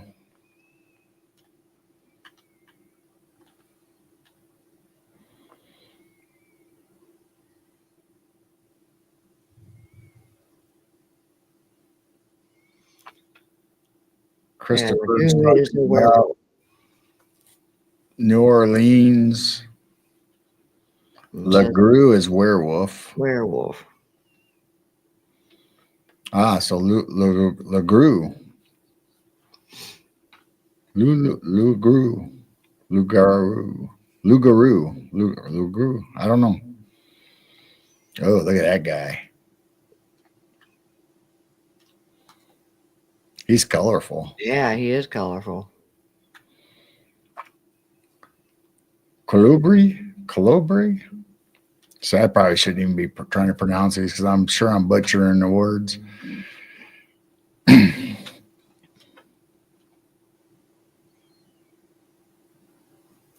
The French ran New Orleans and had a strong influence in Canada. Now I've heard of the Rougarou. The Milachine is a French water spirit. She is often depicted exactly with the chick with the two tails and a Starbucks logo. Oh yeah. Yeah. It does look like that logo. And that's probably why Michigan Dogman legend is so prevalent. Yeah, it could be, Christopher. Look at this guy. Raguru, same maybe. Gulam, that mess. Ew. There we got a. Looks like a snail. Looks like a snail or something gone bad. A snail gone bad. Sounds like a movie. I don't know. A snail gone bad. Dun dun dun. Dun, dun, dun. All right, where we got going on? Oh, what's that guy?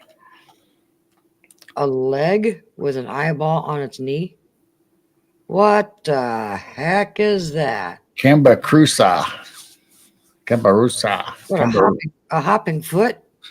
A hopping foot with an eyeball for the knee, and looks like he's cut off at the top and got some horns going on and bloodshot eye. Maybe that's what's making Bigfoot tracks in the woods.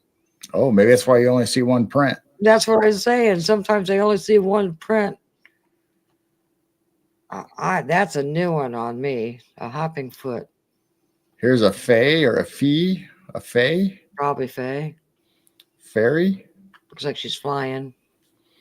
Flying and She's got green. green color.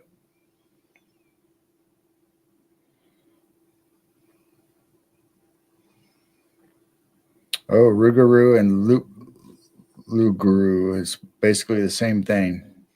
Thanks, Cathita. She looks sad. Yeah. We did that guy. Oh, what's this? A tarsqui Some kind of a turtle. turtle with some kind of legs. Yeah, six Wow. legs, and looks like he's got some horns or spikes on his shell, and maybe a human fang. He's got fangs and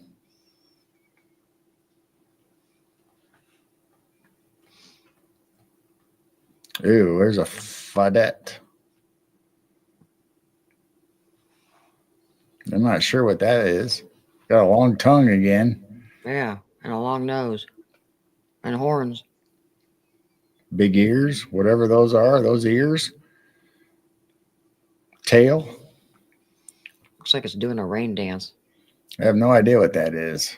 All right, let's go back over here. Yep, there's one guy down here. A babao? Babao? Was there a big lizard, dragon, land, no wings?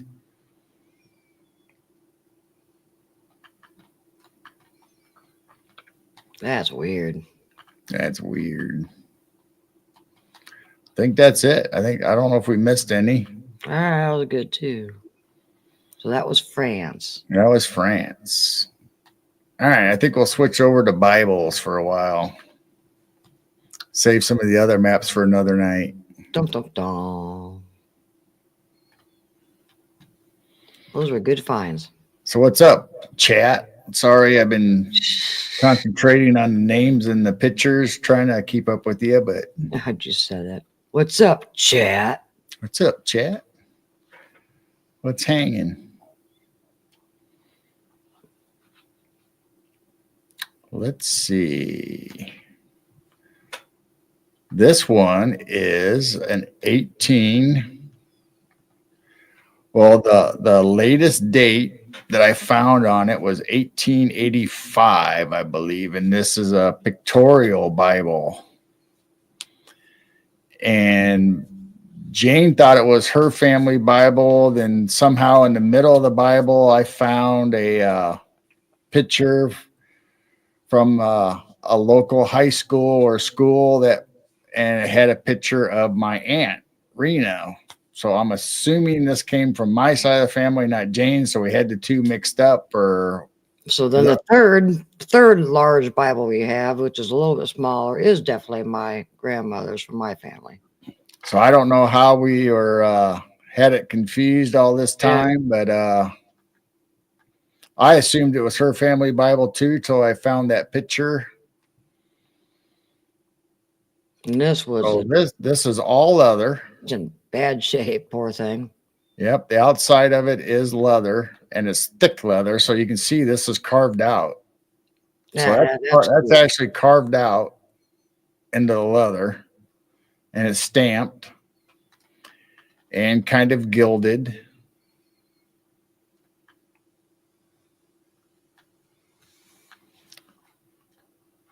So it has pictures on the cover into the leather. Wow. And flowers, and so that says pictorial Bible.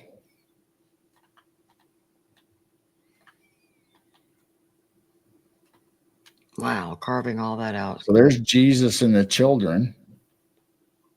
Wow. At least that's how I'm taking it as. And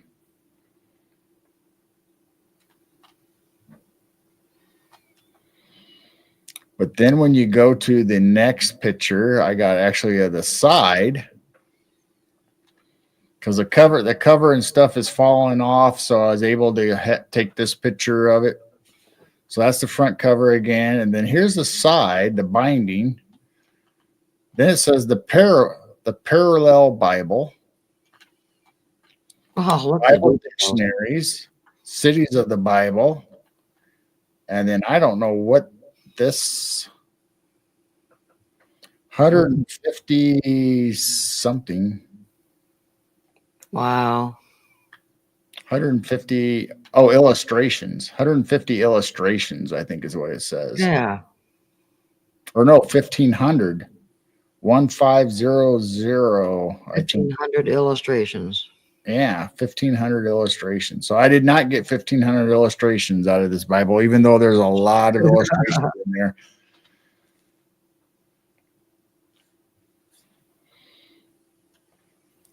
So you can see how thick the outside is. It's heavy. So it's like an inch or half inch thick, so you can see that it's carved. And the Bible itself, from the table to the top cover, is 5 inches or close to 5 inches thick. I imagine this is a Bible for a home. Can you imagine them carrying that to church? I would have liked to seen this Bible brand new. Yeah. Having this brand new. Wow. And if there is any in good shape, like on eBay or something, I bet they're expensive. Wow. So I love this. That's so So bright. they had color pictures in the beginning of the Bible, and the rest of the Bible is black and white. But this is one of the front pages. So a lot of times they will spend money to colorize the first few pages or certain pictures, and the rest of it would just be grayscale or black and white. So this says, "Thou art my Father, my God, and the rock of my salvation," or Salvator.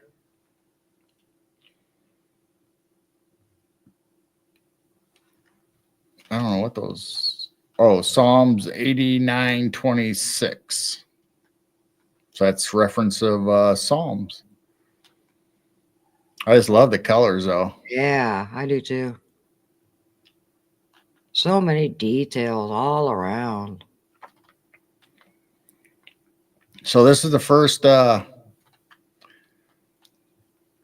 don't know if you want to call it index page or title page. It says the parallel column edition, the Holy Bible, King James, and the Revised versions. Old and New Testaments arranged in parallel columns.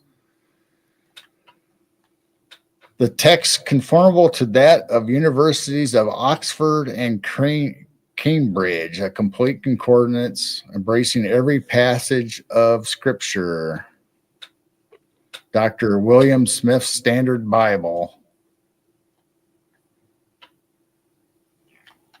And it says numerous illustrative engravings on steel, wood, and in colors.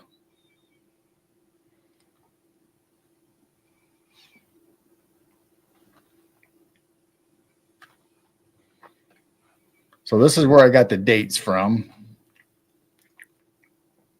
So this is, they always say the judge's report, or they submitted it.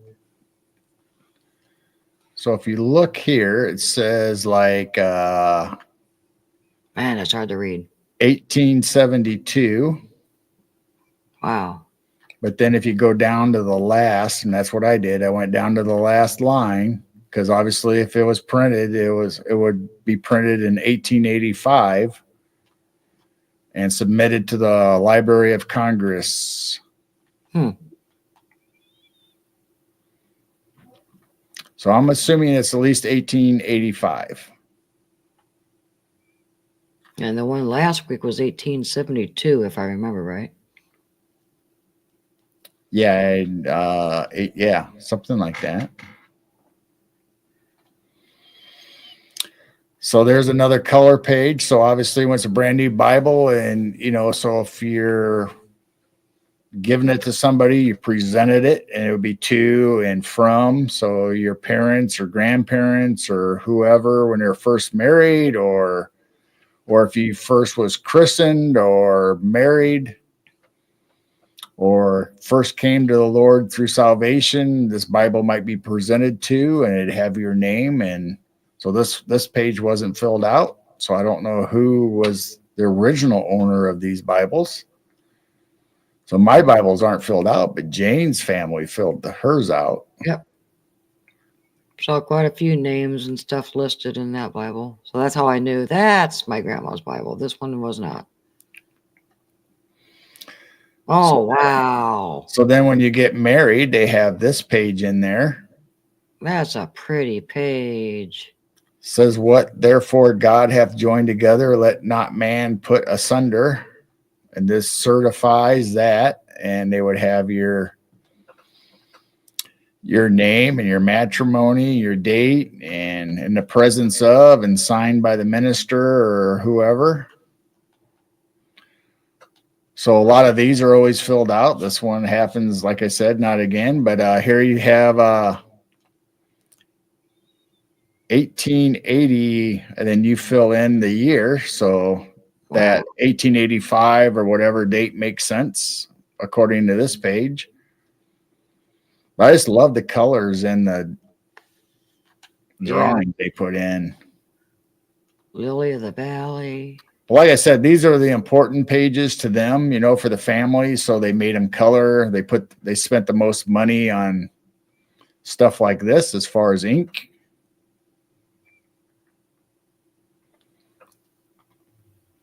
Then you had inside, not quite as colorful, but still gold and purple. And so you would write down your marriages of your kids or whoever, family members, that married. So they gave you this page other than the married of the couple, the mom and dad or grandparents, whoever received the Bible first. That's what that marriage page was for. And this is for the marriages for you to keep track of the rest of your family. Yeah, too bad it's not written in. I know. But it might not have been my family. I don't know if my family originally bought this Bible. She might have gotten it from somebody, and somehow that piece of paper, a school or whatever, was stuck in it. So she might have gotten I'm positive that photo came from Aunt Rena. Yeah. I'm sure this was Aunt Rena's Bible. But I don't know if she was the original purchaser of the Bible, but I'm assuming she had to put that in there. And she was the Pentecostal minister, correct? Yes. She was ordained as So her church was Pentecostal. She was ordained as a minister and Pentecostal, and then she went away from Pentecostal and still taught in that realm. But she had her own church. She was no longer had a Pentecostal umbrella to say. So then they gave you for births for your children and your children's children. And one of my cousins and her husband was married and divorced 5 times. Oh, my. I take up a lot of, I don't know if he'd put each one of those in a line or just the first marriage or. So they gave you pages for everything in your life that you'd go through as a family, marriages, births, deaths, memoranda. So that might be christenings, that might be graduations, whatever goes on in your life. So engagements. You could pretty much put anything in this section. And this was the happy days of Job. So this is one of the first illustrations in the Bible. Before things went bad. So I'm assuming this is Job here. Not positive. So I think this is Job. I'm not sure. Maybe this guy is Job, but I think the old man is Job, but I'm not positive. Man, the drawings are so cool. Painted by W.C.T. Dobson. W.C.T. Dobson. So I'm assuming some of these illustrations are probably ones that are probably shown in more than one Bible. So they might put these same illustrations in other Bibles all across, the different versions of Bibles. I don't know. I don't know if we can see what that bottom thing. I was eyes to the blind and the feet was I to the lame. I was a father to the, I don't know what that says, to the poor. I was the father to the poor and the cause which I knew of not I scorched out. Job. So that's a verse from Job. So here is a map And all these old Bibles keep, me and Jane was talking about this today. We thought there was no such thing as a state of Palestine. Right. But all these Bibles say the Holy Land or Palestine. So it must have been called Palestine back then. And for some reason But people I say think, there's never been a Palestine or Palestinians, but these old Bibles are calling it that. Because of course there was no Israel back then. I think Palestine might be a place, but not a people. And the 12 tribes. The 12 tribes, which would be the 12 Israelites, and it says what their Aboriginal inhabitants and Canaanites and whatever else, etc. I guess.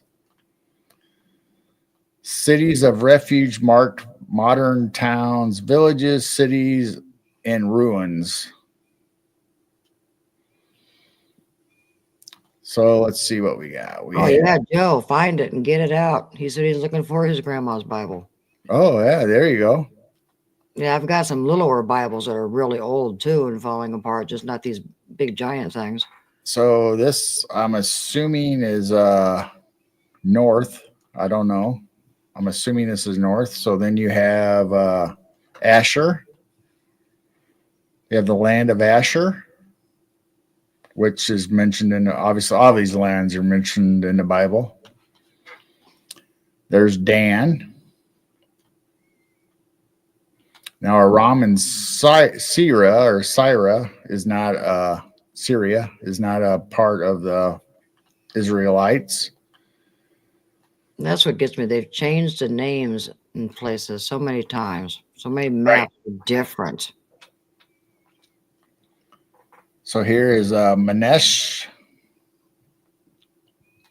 which up here is the Bashan, which is the Bashan, and there's Golan.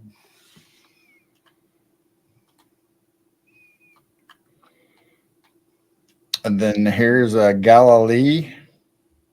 So we all know about the Sea of Galilee, which is right here, and Capernaum. And so all the places that you've heard in the Bible when you read it. Here's Ishchar. Where's there? There's Endor and Dana. Trying to see if any other. Right. Blazer, you're right. Yeah, because Israel was not Israel until 1948. There's Manesh. I didn't think it was called Palestine. Manesh? I think Palestine, like I said, it was a region. And there might be a different definition of Palestine as far as the region compared to what people are calling Palestinian or people that came from that region now. Because as far as I know, people, the main argument is they're saying Palestine, there is no Palestinians or no. Yeah, there was no Palestine. That's what we keep hearing recently, the last few years. But then these old Bibles keep saying Palestine. So there's Gad. So I think we're supposed to be paying attention to the pink and the yellow. It's a multi-ethnic group of people. Yes, I don't think there's an original. So because it says up here, it says the Aboriginal inhabitants and Canaanites. So it'd be people that were there or traveled or. So there's Reuben, Moab. There's the Dead Sea.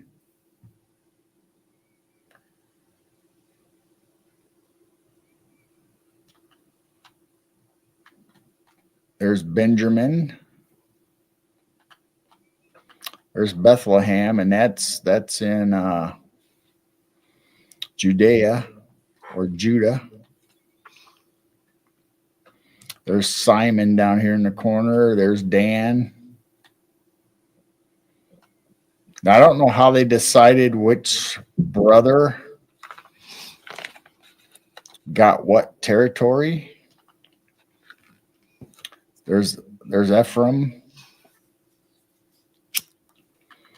But me and Jane looked it up earlier on the map, or tried to, and what did we say? Where Jerusalem was? It was in. It was close to where you saw Bethlehem. Is right above that, kind of in the middle. I thought we found it somewhere. I know we found it. I'm trying to remember what. Still as close to Bethlehem, wherever you saw that just a few minutes ago. I don't know. I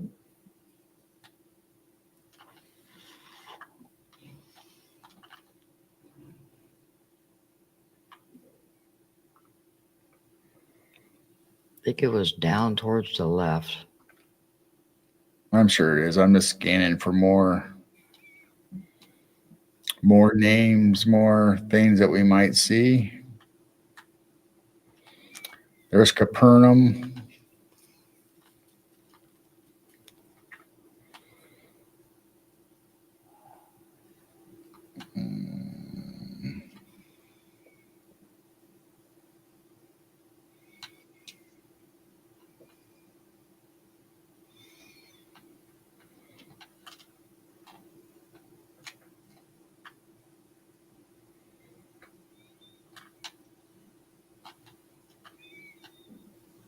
There's Jerusalem. Yep. There's Benjamin. Dan. So it looks like Jerusalem is actually in Benjamin's territory. Lucky guy, he got the city of Jerusalem in his area. There's Dan, Judah. There's Bethlehem. So right there, like you said, Bethlehem's right close to Jerusalem. Well, according to the map, it's close, but there's Solomon's pools listed.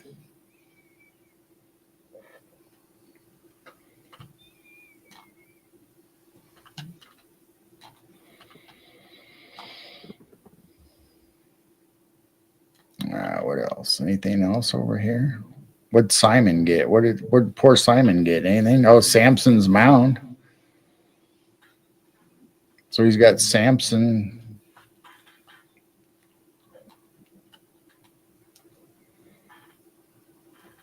Dead Sea, Moab, Reuben.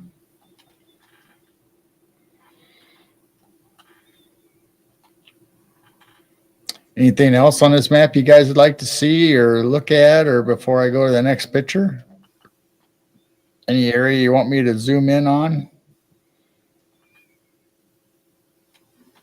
I think I pretty much went over the whole thing as far as stuff that I remember or that comes to mind or I can see. Damascus way up here and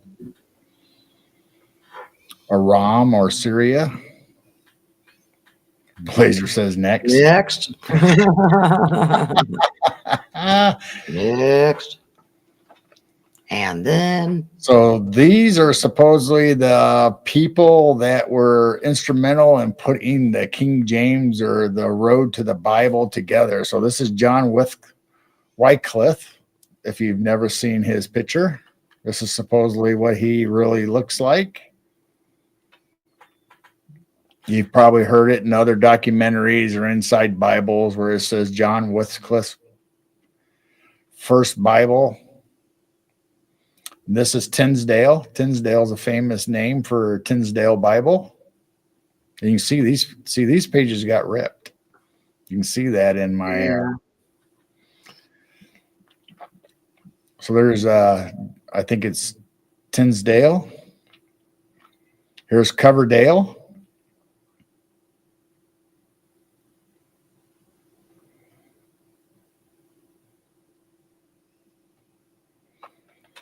Here is Bishop Cranmer. And I don't know what Bishop Cranmer has to do other than I think he was on the council or one of the councils when they were putting the Bible's text together. Venerable Bede. I think he was during the King James era.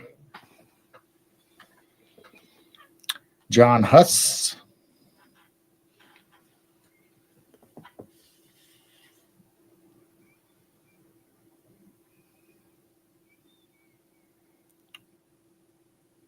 Monisa said John was Looks like her first husband. husband. I wonder if he is German.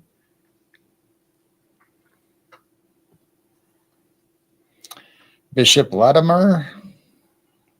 So I'm sure these guys were instrumental somehow. I don't know all the history on all of them, but obviously like Coversdale, Tinsdale, all of them we've heard of before. Here's another Bishop, Ridley.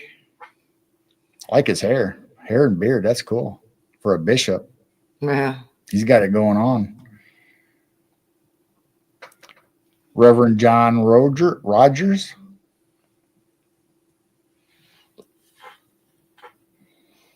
Reverend Lawrence Saunders. Martin Luther. Everybody should know about Martin Luther and his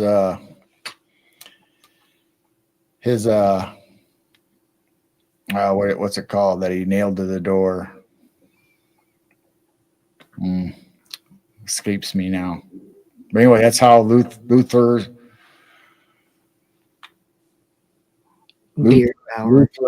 came about because of his rules, his demands was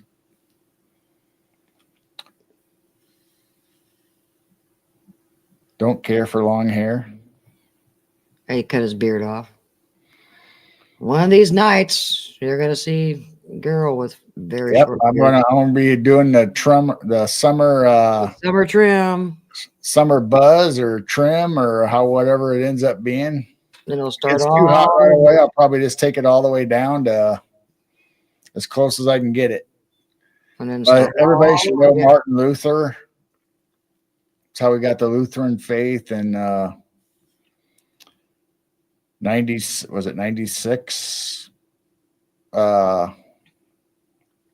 I don't know. Piercing the beard. Here's Cardinal Woosley.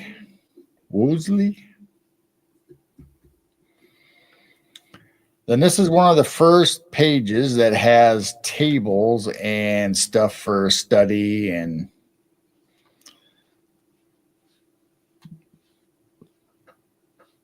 so here's the creation, the deluge. Hey, Tanya.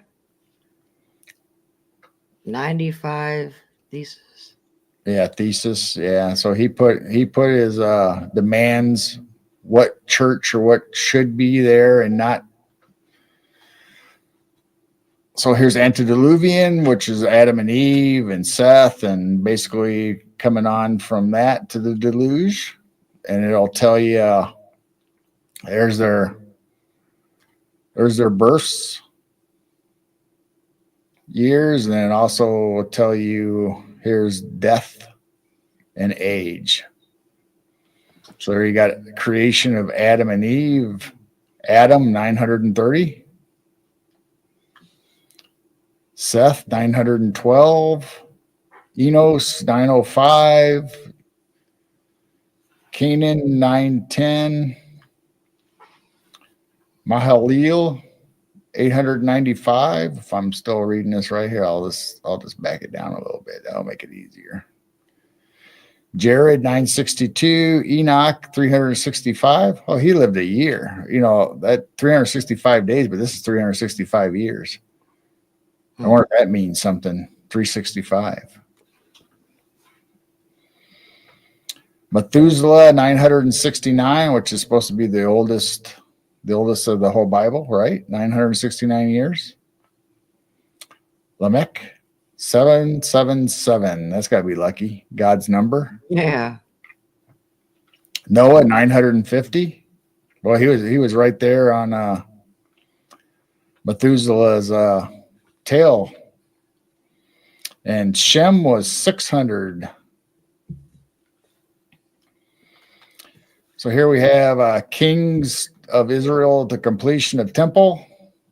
Saul reigned 40 years. David reigned over Judea and Harbora 7 years and 6 months. David reigned over all of Israel for 32 years and 6 months. Solomon, but then I don't see nothing. Oh, completion of the temple began 4th year of Solomon's reign, BC 1011. Completed in about 7 years and a half. Here we have the from captivity completion of the Old Testament.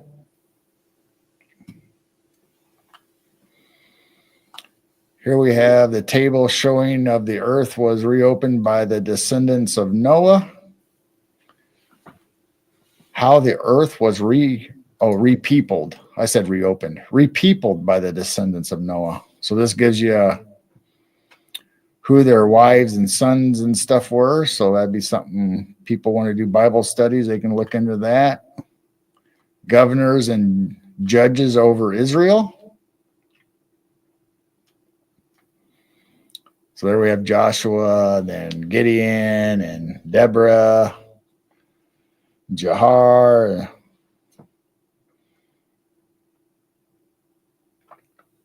So you can find all those names in the book of Judges, actually, if you want to look up book of Judges and read that. Post-Diluvian. So this is after Adam and Eve. So here's Noah, Shem, and this tells their ages. So there's Noah 950, Shem 600, Nahar 148. Is that the lowest we've seen so far? Isaac 180, Jacob 147, Joseph, Moses 120. What's going on? I wonder what. There's a big drop off between 950, 600, 400, 200, 100. It keeps getting divided almost into not quite half, but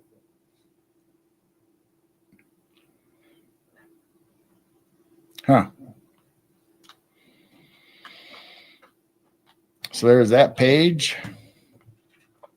So this Bible had a lot of pages for stuff like this. It had a lot of charts. So there's the birth of Christ, and it takes you all the way through who was around and who is here still and related, and you can cross-reference names and dates.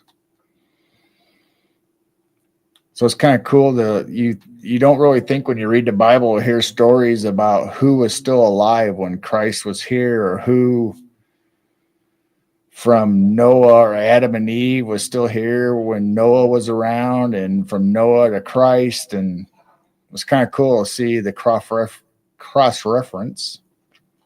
And here's kings and prophets of Judah. And here's years reigned and their names and where they were. And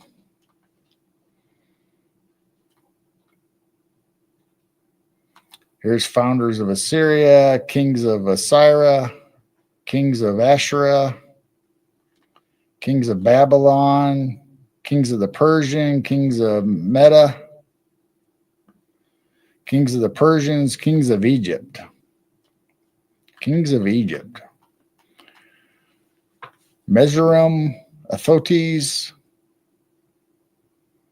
There's one that says Pharaoh. Wow, Shepherd King reigned 260 years over Egypt. There's Menon. It says he invented letters. There's Ramses.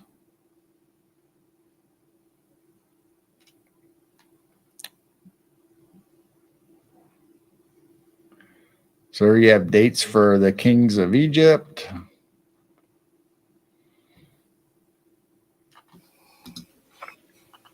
Christopher, if you want a copy, send an email to midwestnightwatchers@gmail.com and Gerald can send you that page. For what? Which page or what? Yeah, let us know exactly what page are you referring to, because he can send that picture to These you. are all pictures. These are pictures I took Yeah, so he of can. the Bible itself. So you don't have to photocopy. He can send you the picture of what he took. So you're talking about the list of kings? So here's the empires of the Bible times, or kings and rulers. Oh, he meant the whole book. Oh, the whole book. Oh, I'm not gonna probably take pictures of. I mean, I have books. I have pictures of all the stuff I thought was important as far as these charts in the beginning for Bible studies and all that, and some of the pictures. This Bible, I took almost all the nice pictures that they have, like the rice paper on top of them to protect them. But the Bible text itself, I didn't take any pictures of that or scan them or anything. So here's the empires of the Bible times, or kings and rulers. So you can go through stuff like that. So it has a king of Syria and kings of the Roman to Christian era. Yeah.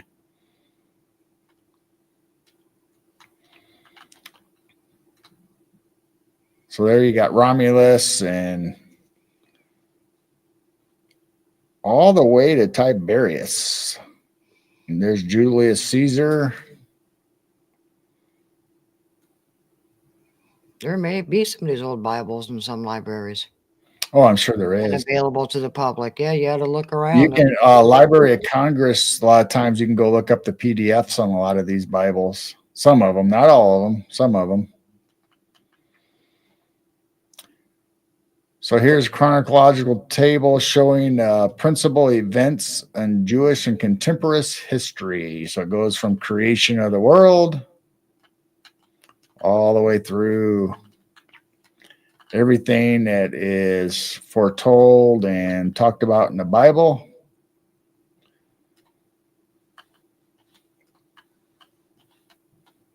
So there's contemporary. So here you have creation of the world and the deluge, and in between there you have the Chinese Empire founded. Then after the deluge, then you have the king of Egypt. So you can go through and make world events. I keep hitting the wrong button.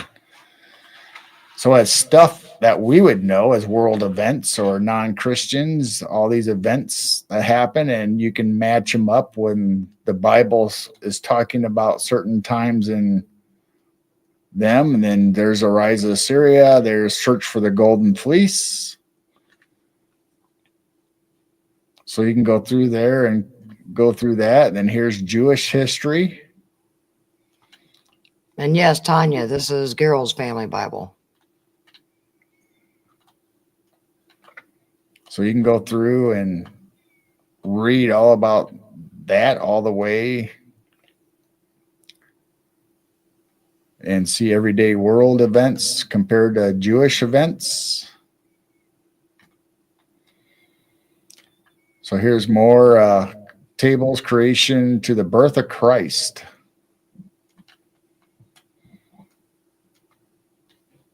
It's wild they eventually took all this kind of stuff out and just printed the books only. Yeah, most Bibles don't have charts or cross references and stuff in it anymore. So here's from the birth of Christ, the closing of the New Testament canon. So this says probably December 25th, but we know that's not necessarily true. We think Christ's birth was in the spring, according to the festivals and The fall, actually. fall. I thought it was spring. Festivals. A lot of people say it was in the fall, like the Booth of Tabernacles, Feast of Tabernacles. Some people say 9/11. There's debates. Nobody can agree, but they are saying that he could have been conceived around December 25th, because Jewish, I guess they start your age at the conception. So it's kind of got twisted. So I've heard so many different things, but I've heard he was conceived during Hanukkah, 9 months later, it'd be in the fall. So here you have an actual written out history of modern chronological from 102 to 1877. So if you'd want to go through the years and read what mentioned and events and all that stuff. And yes, Blazer, I've heard a few different podcasts say something about September 11th could have been his birthday. So kind of an interesting date. So here's prophetic warnings and promises of our Lord and Savior. Prophetic warnings. Oh my. So here you have the Jerusalem temple. He foretells his resurrection within 3 days after burial. And then it gives you the scriptures. So you can look everything up. Crucifixion, great judgment. Man, they had so many different things in the Bibles back then. I guess people these days don't care about this kind of stuff, and yeah, I guess only Bible printed. I guess only weirdos like us think it's interesting or cool. Or I think it's interesting. Yeah. The parables of Jesus. So there you got the. Oh, that'd be cool. So there you got the sower, the tares, grain of mustard seed, leavened bread, found treasure, precious pearl, the nets, the 2 debtors. So it goes through all that. Miracles of Christ. So if you want to go through there, it turns water into wine. And so it gives you all the scriptures and where it happens. And here's miracles, curses a man with a withered hand, cures a man with a withered hand, cures of a demoniac.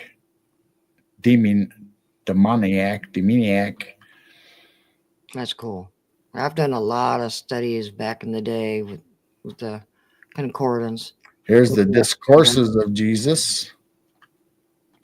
Discourses? Like conversations, lectures. So there's a conversation with Nicodemus, conversation with the woman of Samaria. Oh, wow. Oh, those kind of things are handy to have in a Bible. Miracles recorded in the Old Testament. So here's miracles in the Old Testament. Aaron's rod was changed, water made to blood, frogs, so you get all that stuff all the way through the Old Testament. Here's remarkable mountains and hills. So then it tells you, obviously Mount Ararat's on there, Carmel, Ephraim. And it tells you where they're listed in the Bible. Physical features of Palestine. So this is the region. So it tells you all about that in the Bible. Bible's aids for social and private prayers. So these would all be prayers that if something's going on in your life, so there's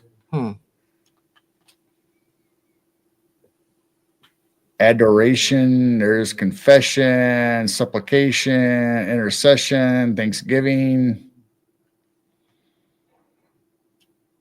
So it lists all of them all the way through.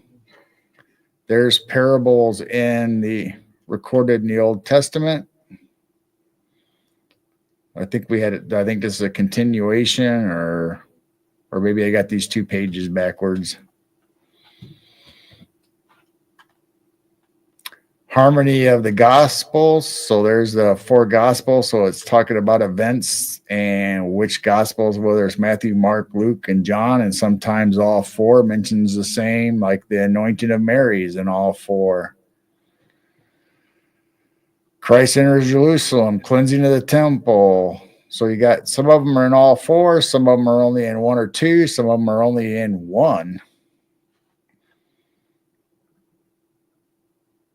So here, the last judgment right there, the only one that has it, and that's in Matthew.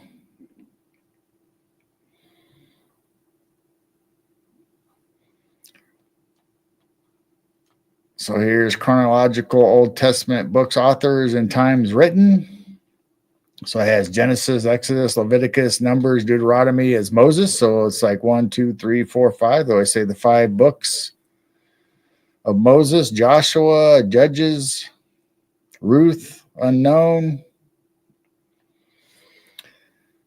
So at this time, this is what their belief is: who wrote the Bible or those books anyway. And then you got the poetical books, the poet books, the poems like Psalms, obviously, and there's the prophets. So it gives you lists and lists that you can look up and do Bible studies. So there's a lineal descent from Adam to the Lord, so you can trace everybody. So there's Adam, the Seth, the Enor, and you can go down and you can see where these lines where some of these people you might not have known that there's Nathan, there's Habakkuk, there's Ezekiel. So you can go the timeline so you can see who was living at one time. So when you read the Bible, a lot of times you don't know that some of these people were around when Cain or whoever was around and still alive. So you can go through this chart and figure all that out. Christopher, the only one left in chat? No, there's Blazer was talking, Tanya was talking. Just the last few. Tammy's talking. All right, we'll skip through all these charts. Ooh, picture. So here's where we start the dictionary and where we start talking about pictures. So this says Robin's here. OCST still here. Monisha's still here. the view of Jerusalem from Olivet as it was in the times of Christ. So that's looking on Jerusalem from the Mount of Olives, what it would look like. Everyone's just saying they're listening and learning. They're just in awe. Well, thank you, everybody. I'm just I think it's interesting. saying what they are giving us in the Bible. So then, obviously, it's a Bible dictionary, so it'll go all the way. Here's Aaron, the first entry, and it'll go all the way through the words of the Bible or important words of the Bible. But I just went through and the ones that had pictures. Oh, Gerald is a good teacher. Yes, he is. Well, I don't know if I'm teaching anybody anything. I'm just telling what the Bible is saying or what the words are underneath of them. And he's done some sermons. He filled in for our pastors in the past and done some sermons himself.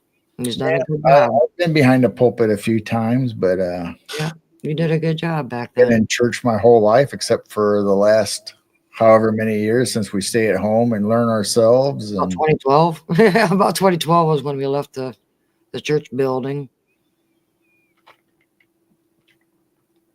Well, it's been quite a few years. I'm not sure. I'd have to look this up. But this says Acre, a Chew Ptolemus from the north. So it's obviously a seaport. And there's the city. So I'd have to look up that reference in the Bible to know exactly where it is and what the significance is. Here is oxen treading out corn. So they got an oxen tied up to that thing where the guy's sitting, and there's got the wheels and stuff, the stones that have smashed the corn. And yeah, Roger too. I've come across quite a few people that left the church around that time. It's like we were starting to wake up and use our common sense and have an individual relationship. And so we didn't even make it to 2020 when everybody else had to quit going. So here is Jacob keeping the flock of Laban. So I'm assuming this is Jacob's well. Ah, yeah. If you read Jacob's well in the Bible. So here he actually is with his sheep, and he passed it on through the generations, and you can read that in the Bible. And that's in, well, obviously the Ten Commandments movie, they talk about all the Jacob's well, and Now, I've never heard of this. The molten sea. It's a giant singing bowl. So I don't know if this was outside Huh. the temple, or I've heard of the brazen bowl, Right. but I don't know what the molten sea or what this represents. If this represents the brazen bowl, because it does have the ox or the heifers around the. I think the brazen bowl did have animals or ox where they did the sacrifices. Yeah, Tanya says seems like that was the time my family left as well. Now here's the Egyptian picture hunting hippopotamus, or they would in the Bible they would call them behemoths. Poor hippos. And I don't know what the birds. Or we probably seen all these birds in the other pictures that we did. And oh yeah, here's some a fish. I don't know what that is supposed to be. Some kind of animal. And but hippos kill more people than any other animal. I think the hippo is the number one killer of humans. the hippos will jack you up. I think the hippos are actually, if you look it up, I think I could be mistaken. Everybody talks about Shark Week and scared about snakes, but I think hippos actually have kill more people per year than anything else. Wow. So here's Bethany. So these are the black and white kind of inked drawings. So they're not the lithographs or the real nice ones that are in the Bible, but they're still good quality as far as. I keep thinking of all those Bible schools that we took our kids to, with the puppets and stuff. Yeah. Hippopotamus. Yeah. That was the kids' favorite song in the Bible school. Hippopotamus. So here's the view in Bethlehem. Hungry hippos. This must be the main road going up to Bethlehem. And there's one of the city gates, obviously. And so you had people outside on the road to Bethlehem. And I think there's a lot of scriptures on the road to Bethlehem. So obviously you had mountainsides with trees and plateaus, and this was up on the hill. It reminds me of Sunday school. I like it. I like it. We the next time this summer or whatever they have a Bible school, we had to go one night just to see. Do they still have it though? I don't know. I don't see those big signs around town saying it's that night, or because we had a town Bible, the whole town kind of got together. All the churches got together and did a vacation Bible school. So here's Bethsaida, and this is up on a mountain, and they got their tents pitched and kids playing, overlooking. I don't know what river, if that's the Galilee or if that's something else. I'd have to look that up. Here's Basra.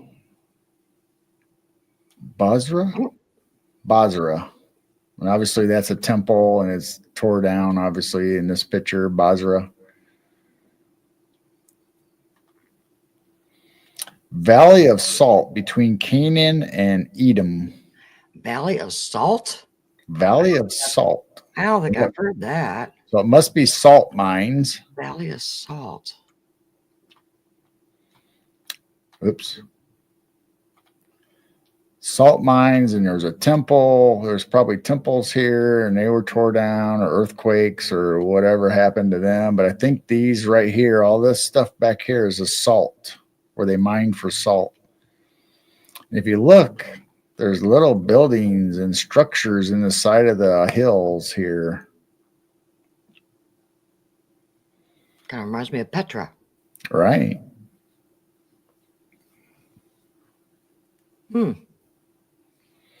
Looks like, gosh darn it. Is that a cow on top of hay bales? Yes. Salt blocks. So I'm not sure, but for whatever reason, I thought this looked like a doorway. Yeah. But when I zoom in, I don't know if it is or not, but far away, it looks like it's a doorway. So I don't know. Maybe they're trying to tell us something even in these old pictures. So this says the molten calf. So this is why Moses was up on top of getting the 10 Commandments. And they are creating the idol. The golden calf. And was it Aaron, Moses's brother, Aaron?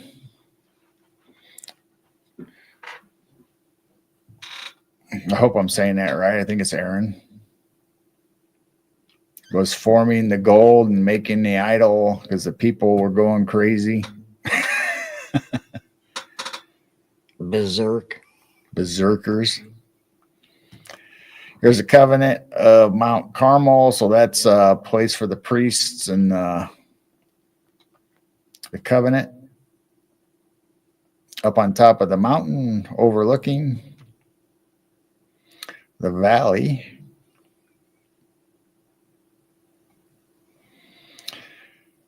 So here's a picture of cherubim at the entrance of the palace of whatever that Kanajak. So these look like there's Sumerian or Egyptian looking things. And this is a flower that somebody pressed inside that Bible. So I left it. Oh. So it is still there. So I have no idea how long that has been there. It has a real long stem on it, but up here is still the flower petals. And oh, that's cool. So I don't know what kind of flower it is or how long it's been there. That is really cool. May says Gilgamesh. So yeah, I think the guy in the middle is Gilgamesh. Hi, May. Right there. Gilgamesh. So I thought this was interesting. The only reason I took this picture, we can see pictures of the Sphinx all the time, but this actually has a drawn face. Oh, wow. And it's in the Bible. And the feet aren't messed up. So it has claws for feet. It has its tail and hindquarters, but so is this really what the Sphinx looked like before the face was destroyed? That's my question. Wow. Is this a real adaptation of what the Sphinx looked like or supposed to have looked like? I just think it's cool that we have some of these old Bibles and we can see what they used to have in there for studying. And wow. Well, the question is, though, at some time, we're going to have to gift these to somebody else because I don't want them lost or gone. So we need to figure out who we're going to gift. What child will keep them? And well, it doesn't even have to be in our family.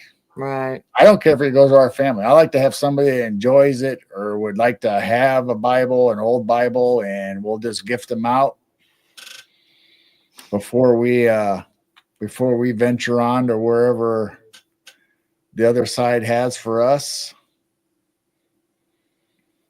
I would like to see these go somewhere else. I mean, all of our Bibles, all of our books and stuff, I would like to make sure they get in the hands that people would enjoy them. And whether it's my personal Bible or our old family Bibles or concordances and all the whole bookshelves full of books that we have. So here's Cana.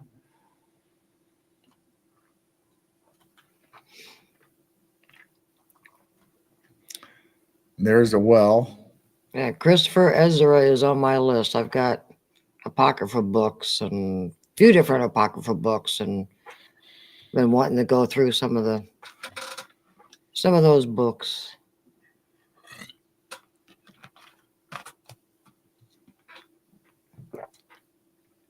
Monisha wants a Bible. Yeah, we've got quite a few from family and both my grandparents. And I got my mom's Bibles, and I don't think Dad ever had a Bible. I think Mom always had the Bible, and Dad just listened, and Mom actually, or they shared the Bible when it came to reading Psalms and stuff like that together in the church. I think Mom and Dad shared the same Bible, but it was really Mom's Bible. That's how I considered it. So here's Corinth. So you know that from Paul. The road to Corinth. Now, I don't know what this is. The cup of Ptolemy's. I'm assuming it's Egyptian. Ptolemy's, I think, it's an Egyptian ruler, or look at the details in that cup. well, that's what I was going to get to. I don't know what any of these symbols, or if they're gods, if they're Greek scholars or Egyptian.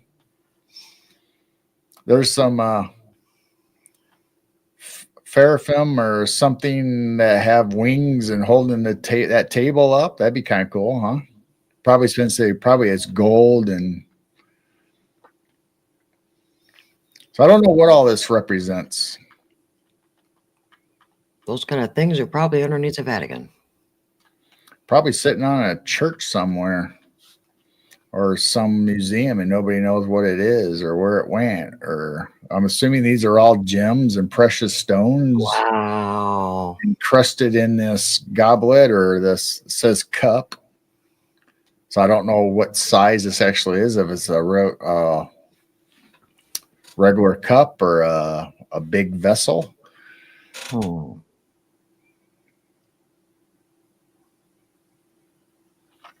Wow, cool. A great grandpa's Bible. Nice. Wow.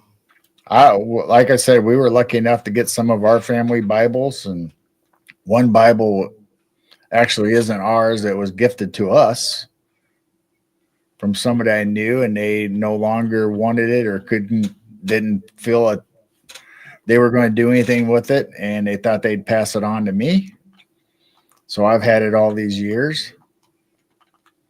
And then I got my great grandma's Bible because I saw her name in it. So there's Dagon, the fish god. We talked about him the other week when he was on a coin. Christopher said I've seen glowing fungus last year. Wow, awesome. So here's another picture of them holding the bag or whatever. A bunch of them are holding some type of bag or something. So this is the fish god, but I don't know if what that bag is all about. And it looks like he's got some kind of band. I don't think it's a watch necessarily. It could be an Apple Watch. He's got them on both wrists. A lot of those hieroglyphs and stuff, they're holding some kind of a bag. This hand, he has fingers. This hand, he does not have fingers. Huh. Whatever that means. If it means anything. But no, I think it's just a band. I think it's a band, just like he's got armbands on. He's got armband here, there. Yeah, that was common back then. Yeah. So I just said watch just because it looks like a watch, but yeah, it looks like a smartwatch. Yeah. It's not a watch, obviously. It's just a band with.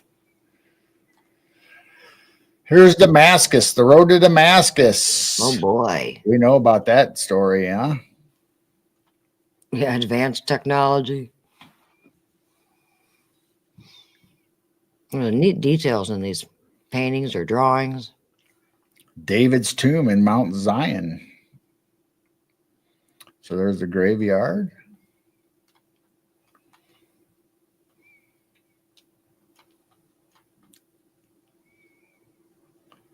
There's the palace or the city limits. Or a tattoo.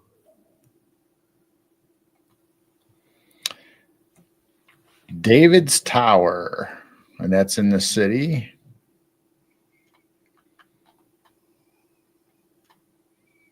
So there's a lot of references in the Bible to David's Tower. Here's Delos, and I don't really know that much about it other than it's a water. There's water, and it's a small area. Looks pretty. Yeah, it does. That looks peaceful there. I'd like to see I like to see an actual, not necessarily a colorized picture, but an actual color picture of what it looks like or what it did look like.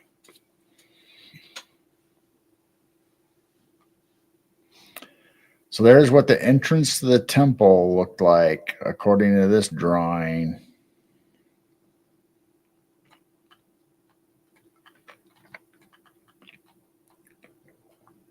Not very much detail in this. I mean, it's kind of detailed, but it's just kind of scribbled, I'm assuming these are hieroglyphs or meanings or Hebrew or whatever for the temple.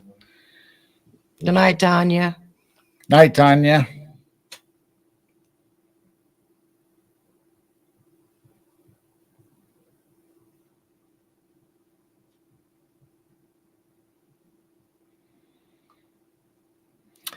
So here's Diana, and we've talked about her. She was on some coins last week that we talked about, and I'm assuming this is a normal sized person. This is supposedly a statue of her. And yes, Christopher, all this is in that family Bible that he took pictures of today. I thought this was interesting because this says modern Egyptians. Modern Egyptians. So these would be shepherds or nomads or, you know what I mean? Just normal clothes for their time. Because when we always think of Egyptians, we always think of the gold necklaces and the crowns and, like the rulers. And because we see it in the movies all the time. We don't actually see the shepherd people or the Egyptians.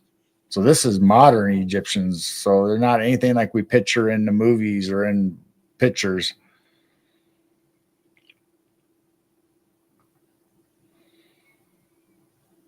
With some of these cities and stuff, I don't have any idea what they are or what their significance is other than they're in the Bible. And there's Emmaus. So here's the encampment in the wilderness.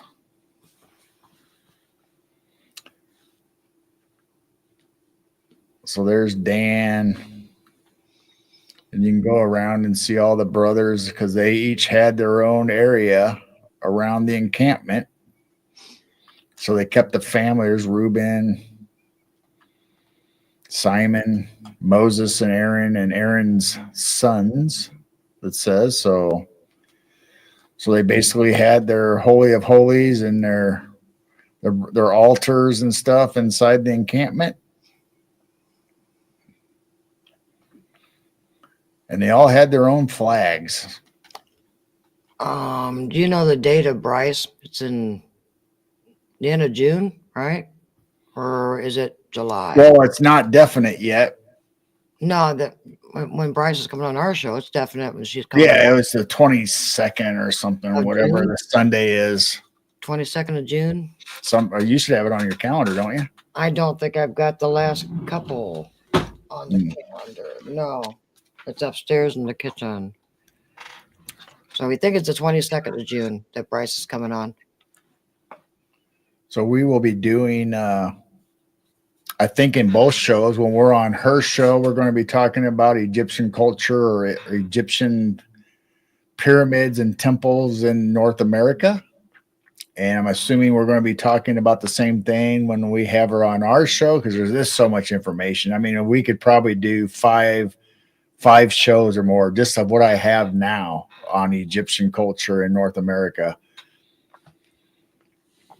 Going from mound builders to Egyptian artifacts to whatever you want to talk about. So we could probably do a 5-part series on it easily, I think. But we might touch on Old World and Tartaria and man-made lakes. What's underneath them? Yeah, I found some new stuff on that too. Ooh. So here's Gaza, which we all know is in the news here lately, where they're fighting over Gaza, trying to decide who's going to keep it, be a part of it, do whatever they're going to do with Gaza. So this is supposedly during biblical times what Gaza looks like. Doesn't look anything like it does today, obviously. So here again is the encampment of the 12 tribes and the tabernacle in the wilderness. So this is up in the mountains looking down on their tabernacle that they made, and you can read in the Bible on how they made it and all the significance of the skins, the certain skins, how they made the altar, and all the details on that.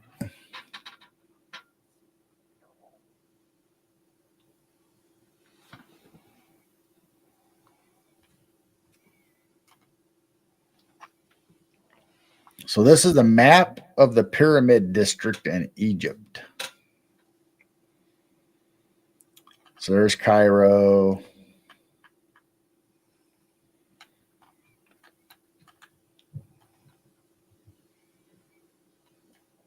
So here they have some of the buildings and stuff, and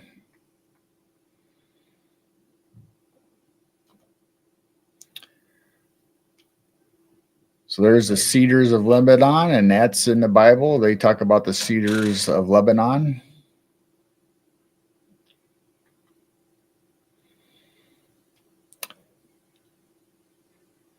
And there is the garden where they captured Jesus.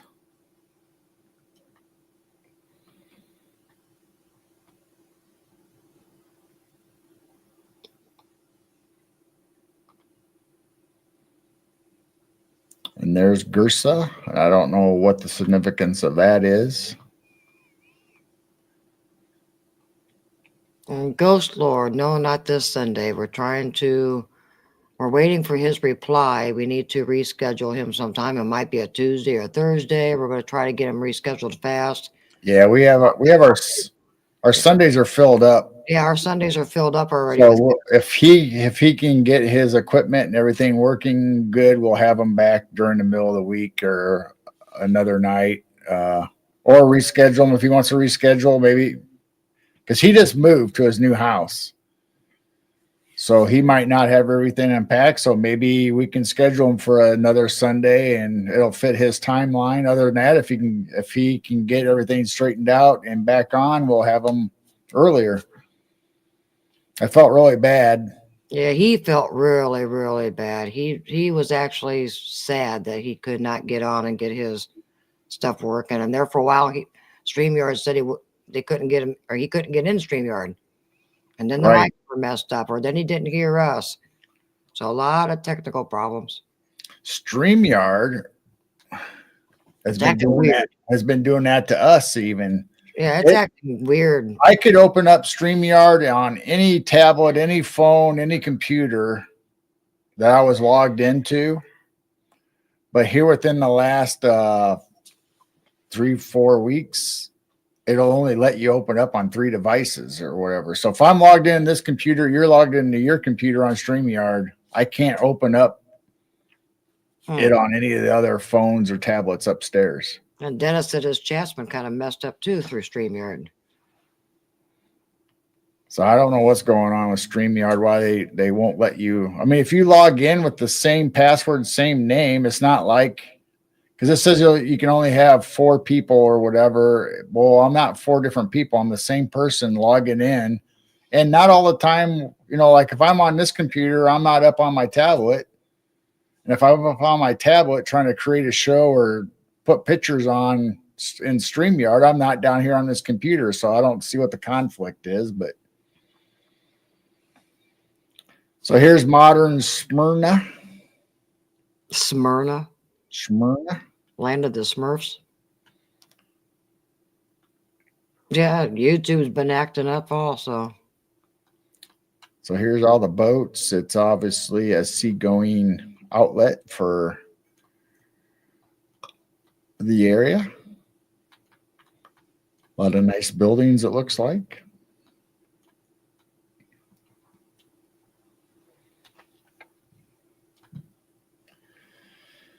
Here is the remains of the Golden Gates in Jerusalem. So this must have been before it was attacked, or after it was attacked and the Golden Gates.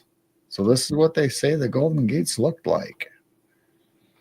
And the gates all have names. I bet that was pretty. I bet it was too. So you can go through and look up the significance to the names of the gates. And this says animals prohibited to be used as food. So these are some of the unclean animals that supposedly in Leviticus and the law that you cannot eat. And they did not give me the names of every single thing. Obviously, you can see camels, buzzards, lions, tigers, ostriches, owls. Looks like pigs. Pigs. Obviously, pigs is a big no-no for geese. Is that geese and a pelican? Something. I don't know. Waterfowl. I think waterfowl are considered unclean. So here is a picture of the high priest bowing before the ark in the Holy of Holies. So this is what they think the ark looked like. So there you got the cherubim on top with the wings touching in the center, and you have the mercy seat, obviously, and then the rods.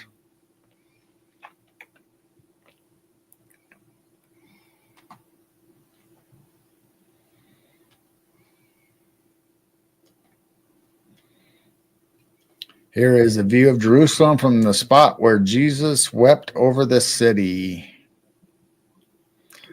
So Jesus cried out to God about for the fate or the way the city was for the people of the city. There's Dome of the Rock, obviously, if you want to see what the Dome of the Rock.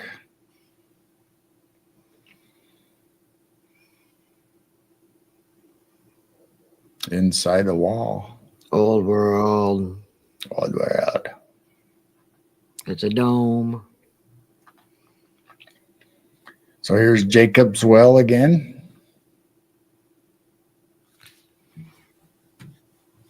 I bet it was pretty there in the desert, the high plains in the desert.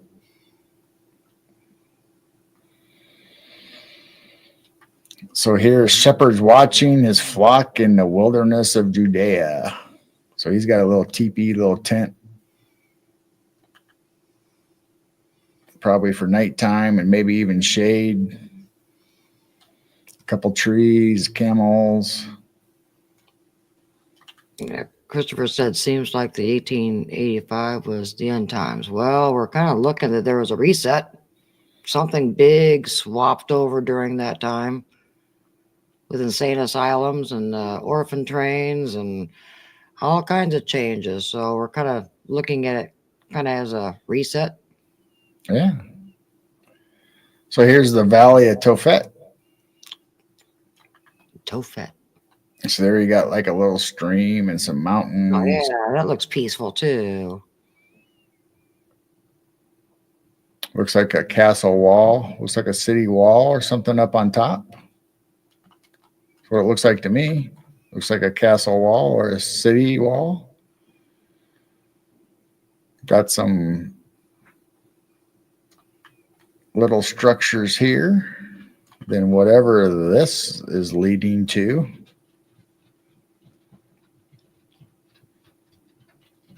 And Christopher, you're not the only one. We're all trying to figure it out. There's a lot of mysteries and things that don't make sense. So we're all kind of figuring it out. Nobody really has it figured out. I have no idea. Yeah, we're just finding more pieces of the puzzle and connecting dots, and little by little some of this makes sense, but then there's still some that just scratch your head and you go, what? So this is the Church of the Holy Sepulchre.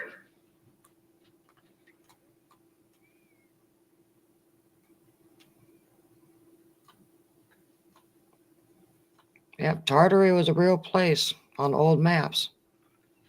It was up around Russia. There's the Dome of the Rock again in Jerusalem.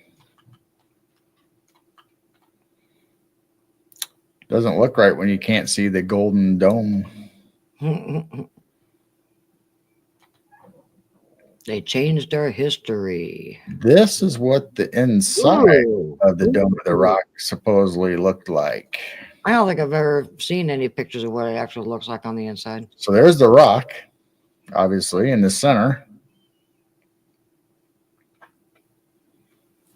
And then here's all the pedestals and the pillars, and it looks like the top is ornate and all kind of archways going all the way around.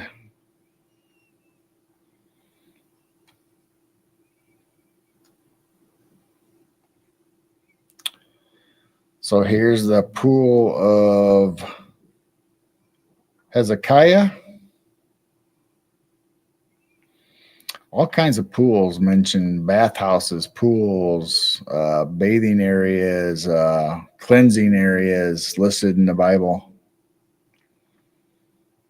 Solomon pools are a big one. So here's the plan of Solomon's temple. I don't know where they got the plans for Solomon's temple is, or they just drew them out of what the description of the Bible says. So here's here's chambers for priests, and here's boiling and baking place for the priests. I don't think they baked or boiled the priests. I think that's where the priests. I think that's where the priests made their food. So you can go through that. There's the Holy of Holies.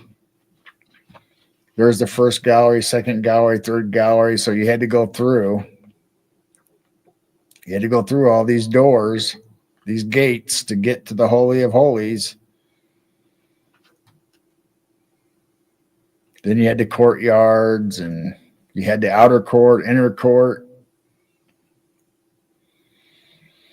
We could probably do that. We could probably do a night sometime on all the court, well, all the altars and the courtyards and the gates and all that good stuff. Or we can just go back to the cryptids and weirdo stuff too. So here's the key to the view of Jerusalem. So if you go down here, this book will tell you what the outer court is of the Gentiles, the court of the women, the inner court with the altars. So you can go through and see which area. So if you look at that one that we just showed, or if you go look at up online, a better picture of all this, this at least tells you there's a fly or something. Oh boy. He found me. Uh-oh. So this will tell you what everything is. So there's the B here. This big gray building is the Tower of Antonia. And I mean, you can just go through and it lists everything. So that's kind of cool.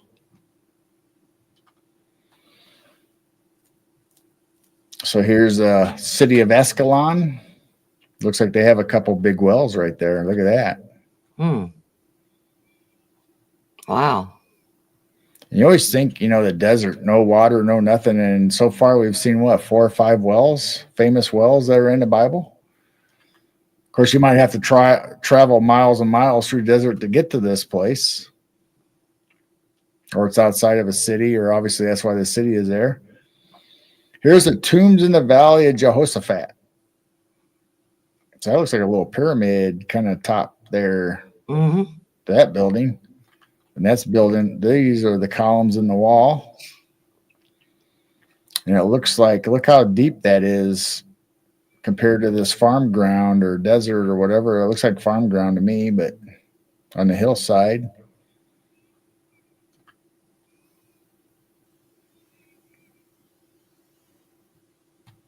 Interesting. Here's Laodicea. Looks like it's been torn down. Earthquake.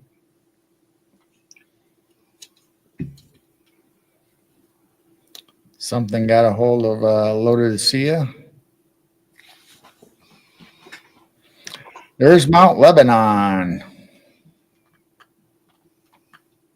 Looks snowy. It is. It is snowy on Mount Lebanon. Definitely cold. Here's Malta. Malta's mentioned in the Bible. I think Paul's travels, right? Paul's travels to Malta, spreading Christianity. So here's the pyramids from the Rhine looking east, showing the site of the Sphinx. So there's the pyramids. And I think right there is a Sphinx head poking up out of the sand. So it was obviously buried at this time up to the head, up to the neck.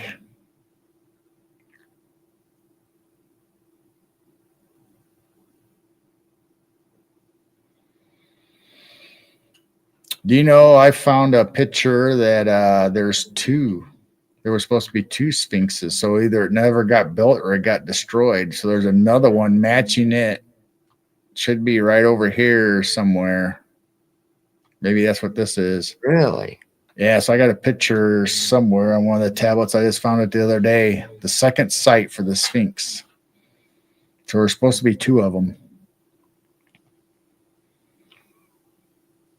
There's Mount Ararat, and we all know that from Noah's Ark. Listed in the Bible, I believe Mount Ararat is the final resting place for the ark.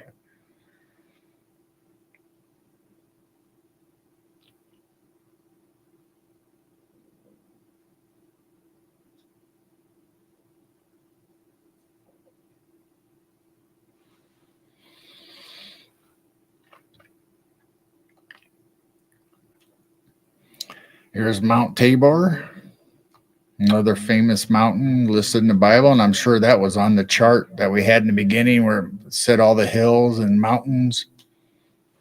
This stupid fly. Aha. Now what do I do them? You gotta be kidding me. Go flush them on the toilet real quick. No, I let them loose already. There's Nazareth. So we know Jesus was a Nazarene. Essenes. Essenes. Yep, I went down a rabbit hole and watched a bunch of videos on the Essenes too. That's interesting.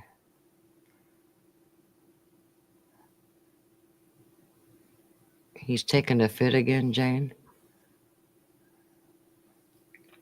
What's that mean?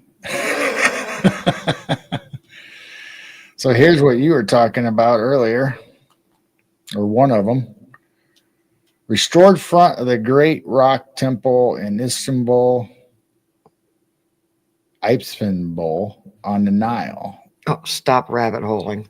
Oh, rabbit holing.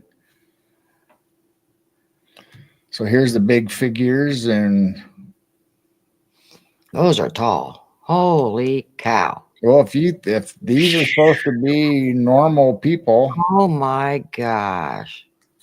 And to carve all that kind of stuff. Wow. I mean, these are huge. And they're underneath these guys. Girl was having a fit, having a spell, ha at you, Jane. I know. About ready to kill this fly though. I should have. You want me to bring in the fly swatter? Now. So here's the black obelisk of Nimrod. Ooh. So I don't know what Obelisk? yeah, so I don't know where this black obelisk is. Huh. But it's got all these ceremonial and stories on here, so I don't know what the black obelisk is or where it was from. There's Rose Thistle. We had a few people over in Rumble. Hi, Rose, over in Rumble. So here's idols and idolatry of the Egyptians. Oh my. So it has listed Athar, An Egyptian cat. Isis, Osiris. You can go through all these, and there's a scarabus, the beetle. Here's Shao, Shau. We had that on one of those other those maps that we went through. Shau. So it is a cat. The cat. The Egyptian cat. There's a hawk and ibis. So you got all. This is what they all supposedly look like. Oh my. Well, that has a lion head. See that? Mm-hmm. It'd be a lion being. A loon, a crane. There's the cat. There's the crane. There's the beetle. Yeah, Christopher, you might be right. Zoom into the guy on the right. Is he binded or shackled at the wrists and ankles? Which guy? That on the right. No, go the other way. Right there. His ankles and wrists. No, I think they're just anklets, just like that one picture. They had bands around their. I don't think they're shackled or anything. Or bind. Yeah. See, I mean, see here, these people are wearing them too. Yeah, I see what you mean, Christopher.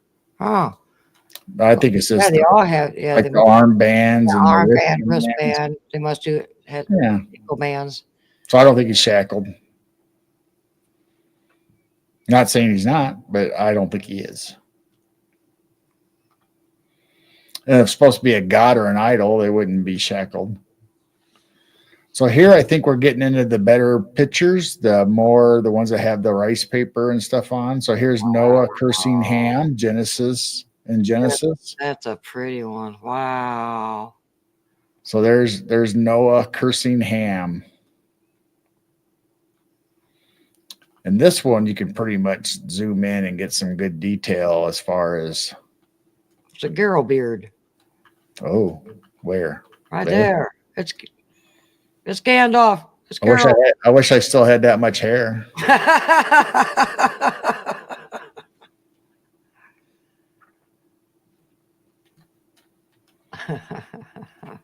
So there's Ham and his whole family and Moab.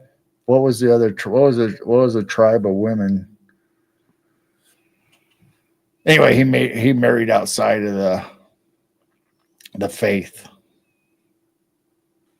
and it was shameful.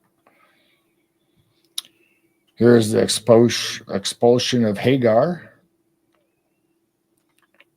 So Abraham took a wife because his wife could not bear a child, and so that's how you get the two divisions between the Muslim and the Arab or the Christian faith.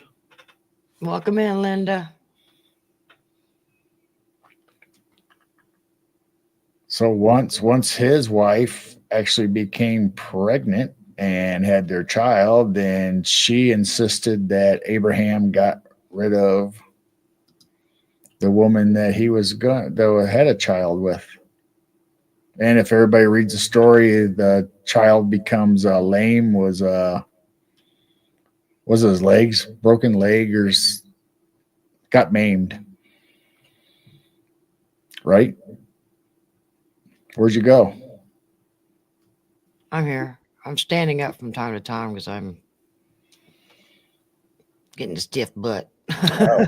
So I'm kind of taking a break and listening and looking and getting out of the chair, sitting down.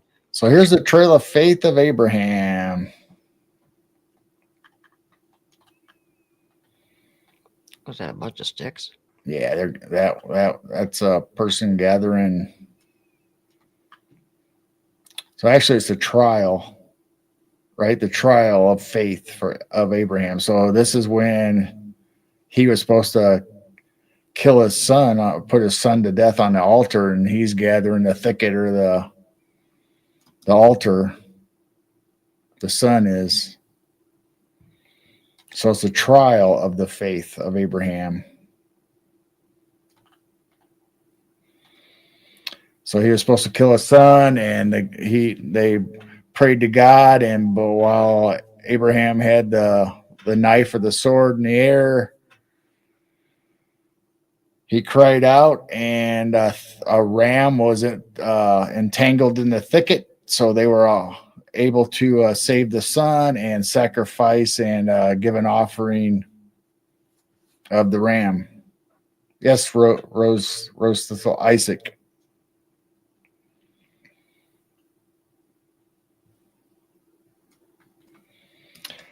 So here we have finding of Moses. So here's the Pharaoh's sister, and her handmaids are bringing in Moses in the basket amongst the reeds. So here's I can't think of her name. Oh, I can't think of it either. Hammett. Hammett was the mother. Hammett was the.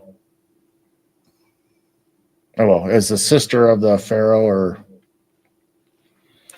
I want to say Hammett. I don't know if that was her mother or Hammett. Hammett was the maid. I think maybe. I don't know. I guess I should know my stories better than this. You're getting old. Rebecca and Eleazar.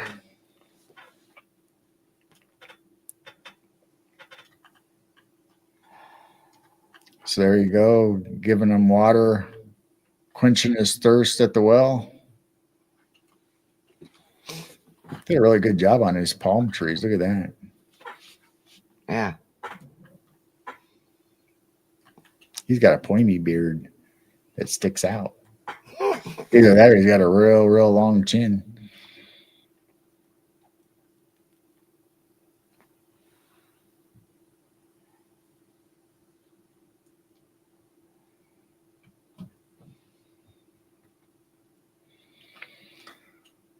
So here's when Joseph was sold to the caravan by his brothers.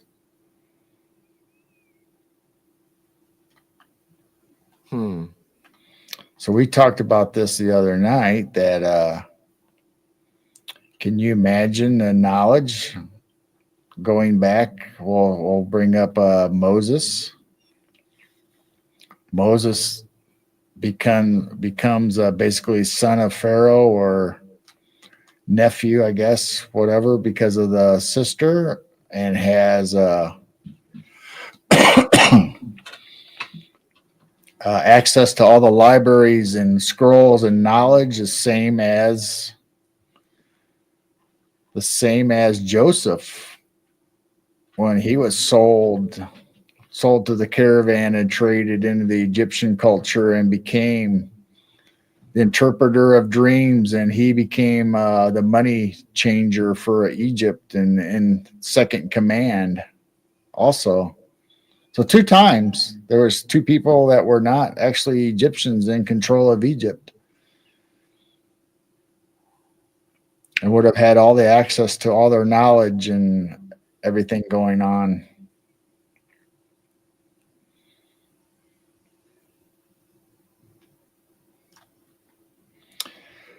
So here's Ruth and Naomi, and that's a great story when you look up the Bible story, or even watch the movies of Ruth and her faith, and what's it called when you go out in the fields and pick up the leftover grain, and what is it, Jane? I'm thinking. Glean off the field. I think it's glean.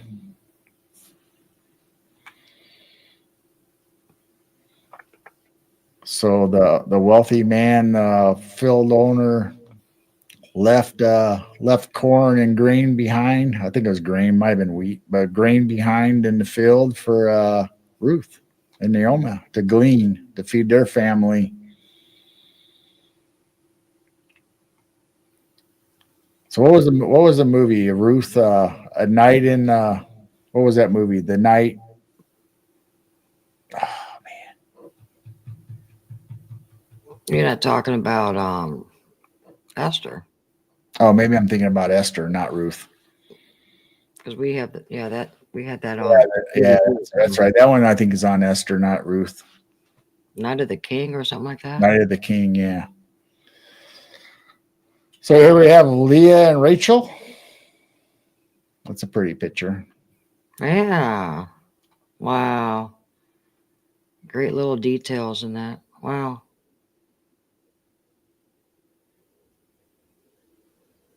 Nice earrings. Nice dangly earrings, necklace. Some neat illustrations in these old Bibles. My goodness. Wow. So there you can almost see the thread work and pattern on the clothes, the tassels. That has taken a long time to make that painting or drawing, whatever it is. Wow. Esther and the King. Yeah, the one that worked. I mean, that's the same story, but we're Yeah. talking about the current movie that was however many years ago. Early 2000s. Yeah, something like that. Night of the King. Night with the King, I think, or something. I don't know. So here we got more pictures. They weren't quite as good as those, but they were pretty good. Pretty detailed. Not quite. I mean, they were still glossy, still nice pictures. I just don't think they have as great as detail as the ones we just showed, but these all have Bible verses along with whatever they're depicting in the picture. So there's Christ, Jesus up on top. So it says, Who then is that faithful and wise steward whom his Lord shall make ruler over his household, to give them their portion of meat in the season? Blessed is the servant whom the Lord, when he cometh, shall find so doing. So you have all these, I think these are actually sayings or verses of talking about Jesus. I think all these verses. So they show obviously what's going on. So you'd have to look up the whole story, obviously in the Bible, but these are the verses. I like how they wrote back then too. And this isn't even Old English. This is just nice. Yeah, I like that. So if you read Old English, it's sometimes it's kind of confusing trying to read Old English, but it says, Then the Lord of that servant who moved with compassion and loosed him and for your, I think it's your, loosed him and One Night with the King. That's what One Night with the King. 2006. I thought it was early 2000s. I thought it was a really good movie.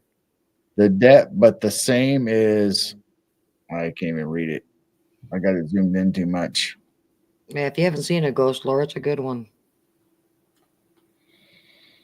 And went out and found one of his fellow servants, which owed him 100 pence, and he laid hands on him and took him by the throat, saying, Pay me what thou owest. So I think this is about the servants in the fields, where one was paid one money and one was paid another. So I think that's what that's about. But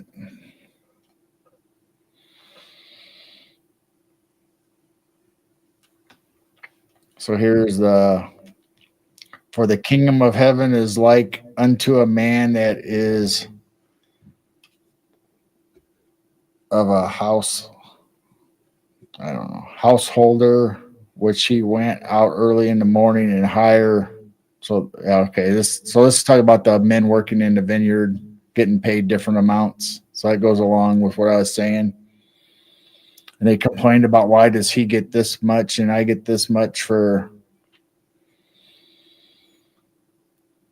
So these are all the parables of Jesus.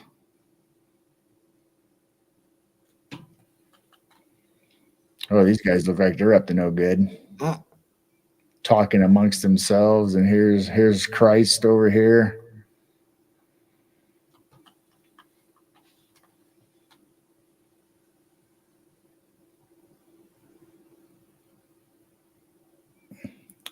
There was a certain householder which planted a vineyard. So it's more about the vineyard. About I probably got these backwards. So this was 11.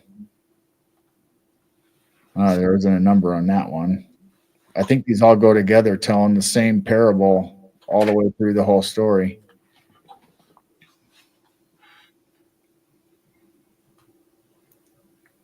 So here is the women, and I think it's the oil in the lamps, if I'm not mistaken.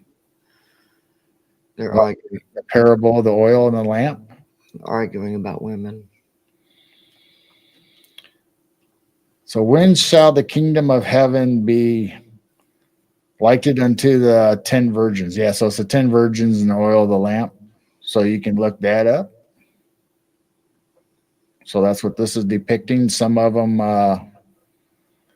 weren't watchful, and they were talking about the oils in the lamp. Some didn't have any. Some had their lamps filled, waiting. And I'm just paraphrasing. I'm not saying the story exactly. I'm just telling you what I think or remember.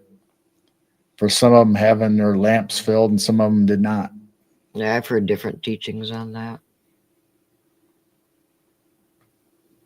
Everyone has their own opinion and stuff and different teachings. So here's Christ, Wow. the shepherd, I believe. Yeah. Really glowing. Then there's obviously a Christian symbol on the sheep. So I don't like assuming that's us or. So verily, verily, I say unto man, he that entereth not by the door into the so this is where the shepherd knows the name, right? The thief and the robber. Ooh. So only the sheep know him by his name, and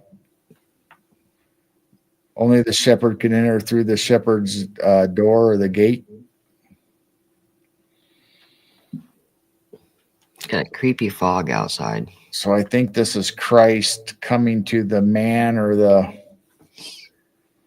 on Jericho or on the road to Jericho.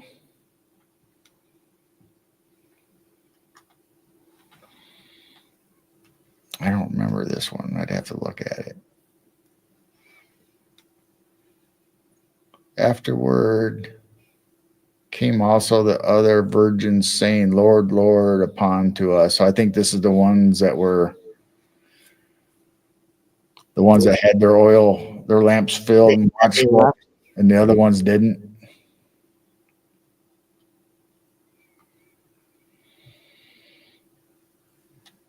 Ew, that's weird looking on the camera. What's up with that? So this, I think, is the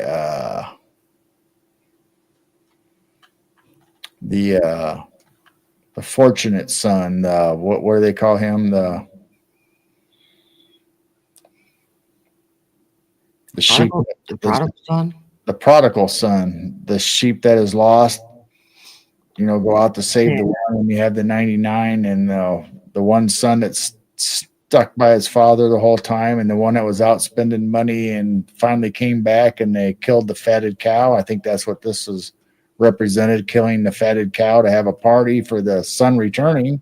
Prodigal son coming home. Which, we had our time when we first came to the Lord. Everybody celebrated. The angels celebrated So we stayed. We're firmly in the Lord's hand. So just like the prodigal son coming back to the father, this is a time of joy. This is a time to celebrate, just like this son had his time in the beginning. But we should not be jealous of somebody being celebrated for their return to the faith or they give their life to the Lord. That's a reason for everybody to celebrate and be thankful. That's what I get out of it. But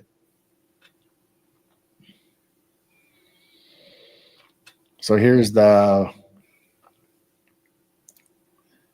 parable of eating at the table, the rich man and the crumbs falling, and even the dog gets crumbs from the table.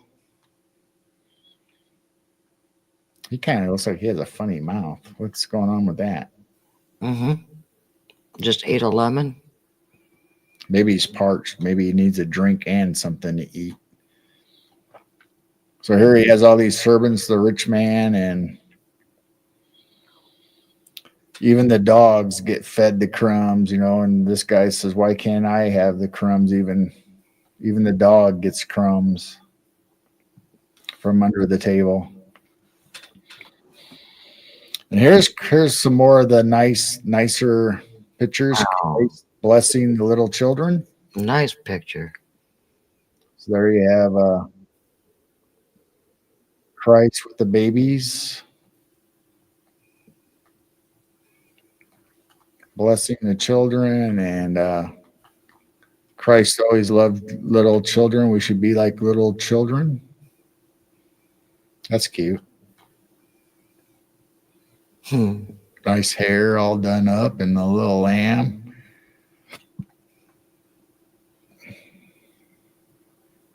So did we lose everybody yet? Nope, we're still talking. No, Ghost Laura and Christopher. So here's another colored page that separates the Old Testament from the New Testament. The parallel edition. So that's where it had the two side by side on the same page. I don't think I took a picture of it. I just took pictures of what was going on. So here is Jesus healing the sick, in Matthew. Yeah, Joanne, I was wondering that too. On the last picture, what those spiky things were. What spiky things? Go back to the last picture of the children. And zoom in right in the bottom. Looks like there's spiky. That? Yeah. That's like a branch or... I was kind of wondering that too. Yeah, Joanne said one of those spiky. There's a stalk right there, and there's some more plants and vegetables, and okay. I'm not sure what the significance of it is, but I'm assuming it's a plant, or I don't know. Maybe it's a palm. Maybe it's a palm leaf. I don't know. Interesting. So here's Jesus. I said was healing the lame, healing the sick. People were bringing their children. They're sick to Jesus to heal.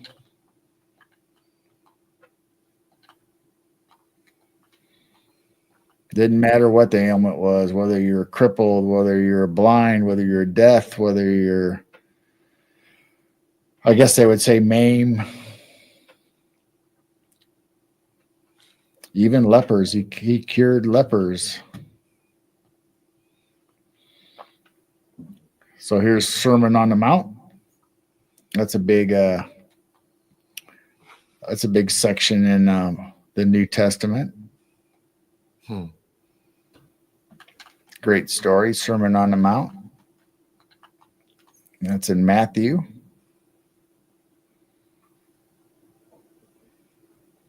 Neat illustrations. Here's the dumb man possessed. And then there's the people chastising, if you want to, what were they? The Pharisees. And the people want to know why Jesus was healing people.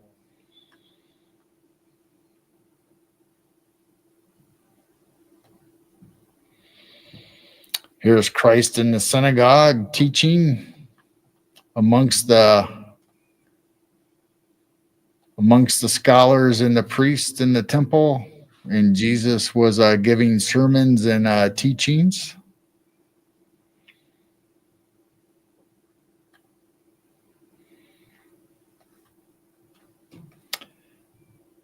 Here's Jesus questioning the doctors. I don't think I know of the doctors, but these are like the scientists or the learners. And I think this is showing Jesus as a child, knowing knowledge and scriptures that they can't believe somebody that young would know. I think that's what this is portraying. I'm not positive, but That's what I'm thinking. so Jesus is obviously younger in this picture. Mm-hmm. And there's scripture about him being in the temple or in the room with the scholars, and they couldn't believe that since a young child would have such knowledge, that he was teaching them. There's Jesus walking on the water.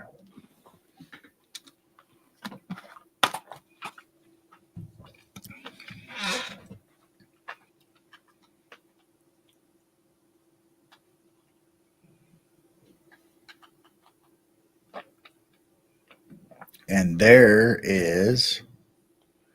was it Peter? Who was it that needed faith to walk on water like Jesus, and he was until he. I think it was Peter. And then, so that's Peter or the disciple in the water falling into the water after he was walking on the water, just like Jesus. Yeah, he was for a while. Through faith, but then he doubted himself and got scared, and he started drowning, and Jesus had to save him.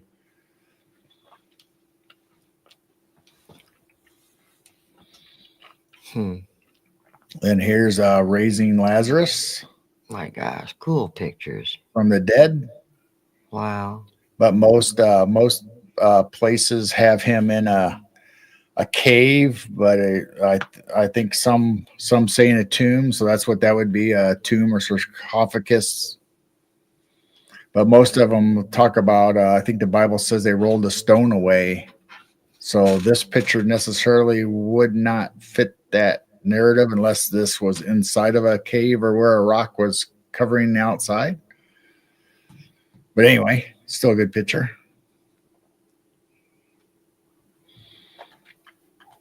Cool details. Evidently, all kinds of people were there to witness Lazarus coming back from the dead. I thought the Bible said Lazarus walked out. Yes, that's what I said. I think he was in like a cave or Right. like an opening, and they had to roll the stone away for him to walk out. But I don't know. This is still a good picture. Here's Christ on the donkey coming into Jerusalem, and obviously there's the palm. So maybe that one thing was a palm in that picture. See, doesn't that look the same? Yeah, it might have been a palm, or they used a lot of long leaves for fanning. Yeah, so maybe that spiky thing was a palm. So this is Palm Sunday when Jesus comes in Jerusalem. So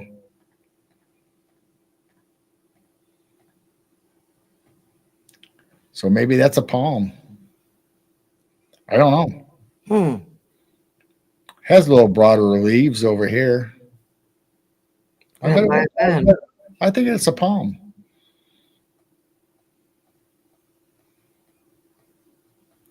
Wherever I was. Oh, there I was.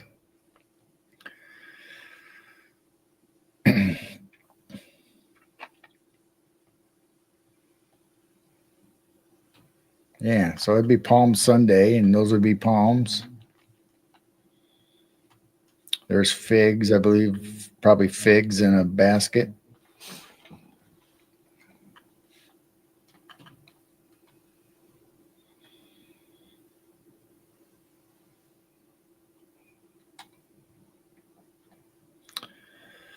There's the crucifixion. So there you have the Jesus and the two thieves, and obviously the one is promised to be in paradise that very day for having faith. Ooh, I never noticed that. Look at, there's a skull or something there. Oh.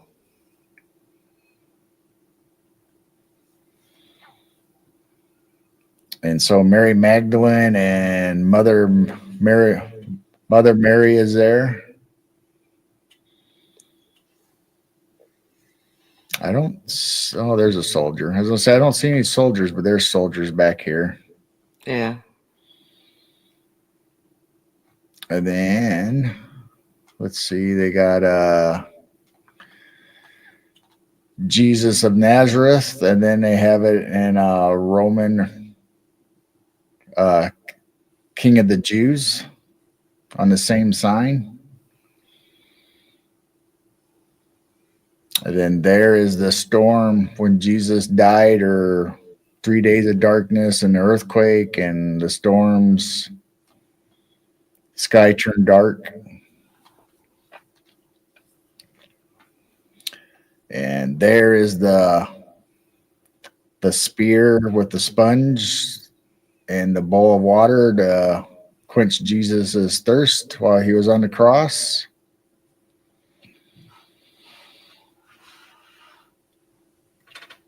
Very nice.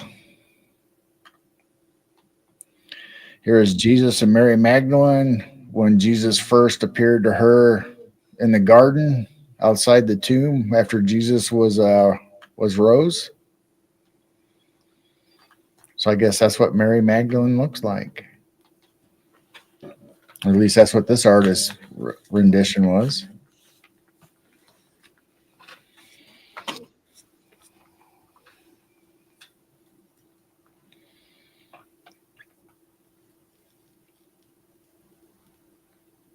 Thanks, Rose. She shared a link for here's a study from the 1800s about the other crucified with the Lord. Oh, cool. So that's outside the tomb and in the garden.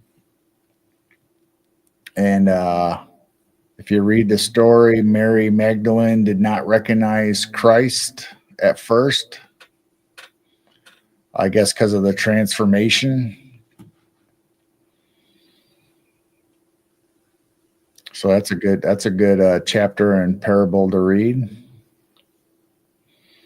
Here again, as the prodigal son returns.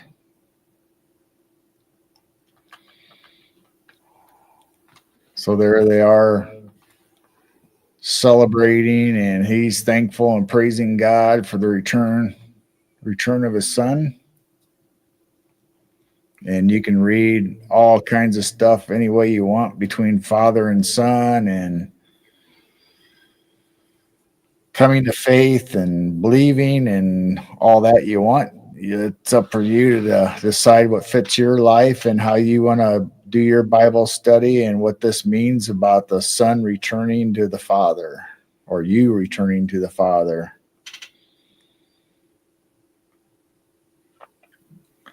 Then here's the arrival of the Samaritan at the inn.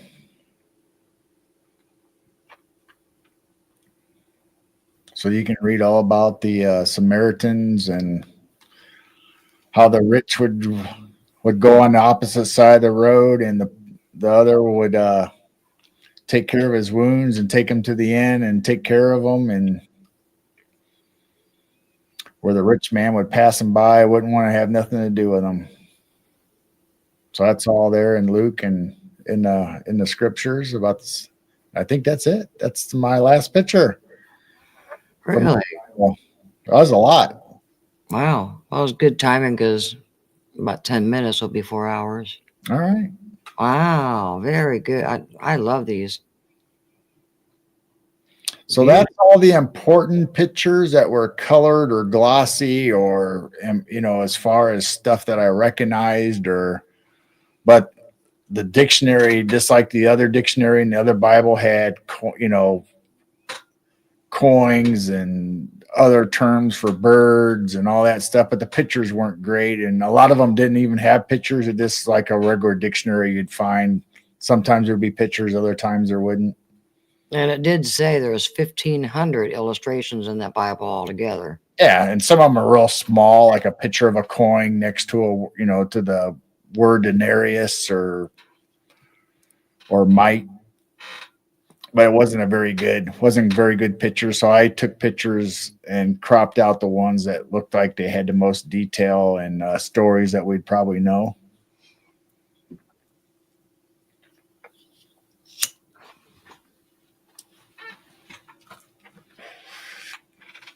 Yeah, that's just so interesting.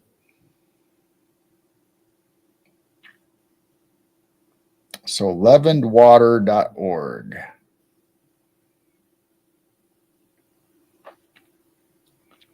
Like leavened bread, I guess. I don't know. Leavenedwater.org.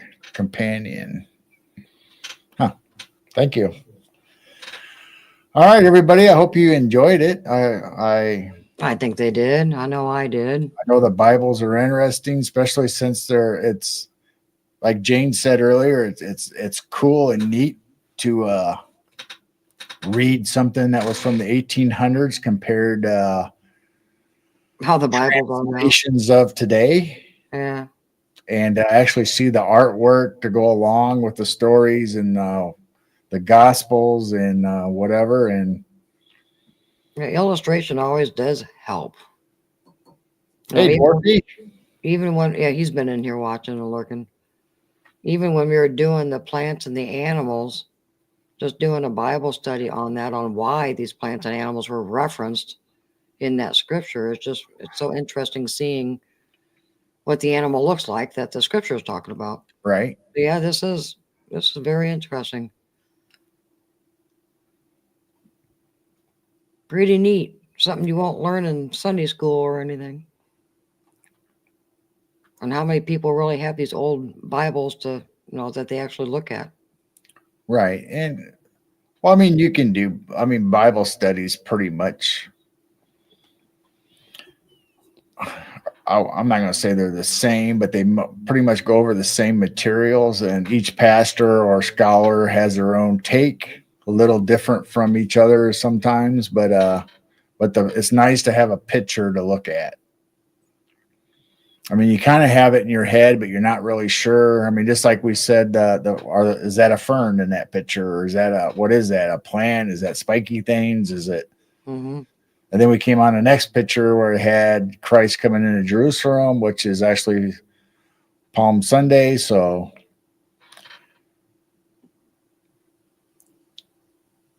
we might not have had that detail just reading other than Palm Sunday. We'd know that because they talk about gathering the palms and laying out on the path for Jesus and waving them in celebration and hallelujah. But the other picture, I don't know why there was palms there, unless it was just happened to be something they added to the picture, or that's because of where they were at and there was palms there. So I don't know.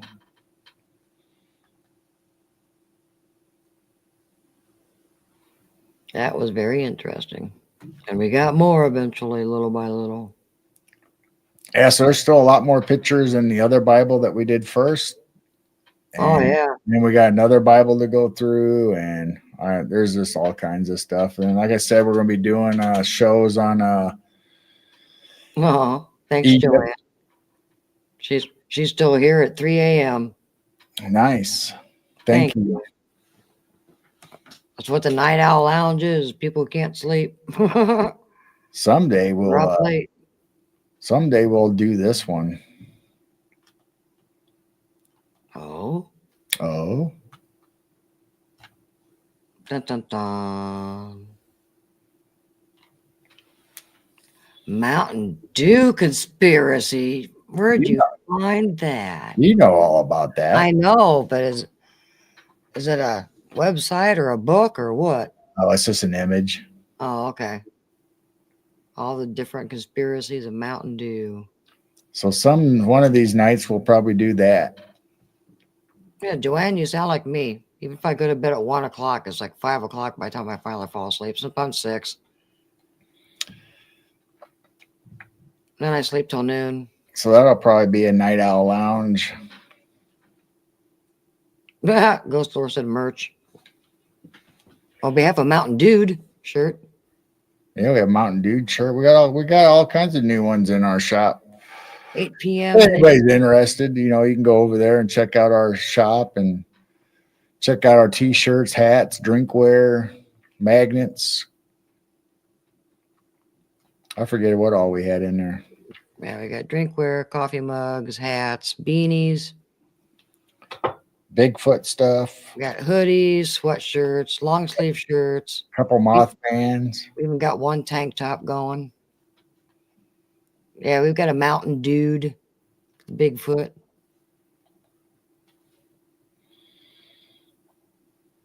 When payday comes, I'll check it out.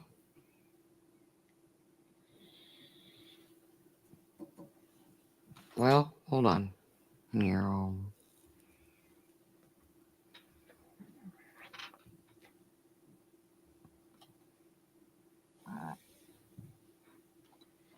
There's the link.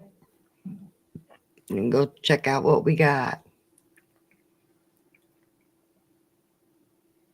Asking for a friend. Asking for a friend. So this Okay.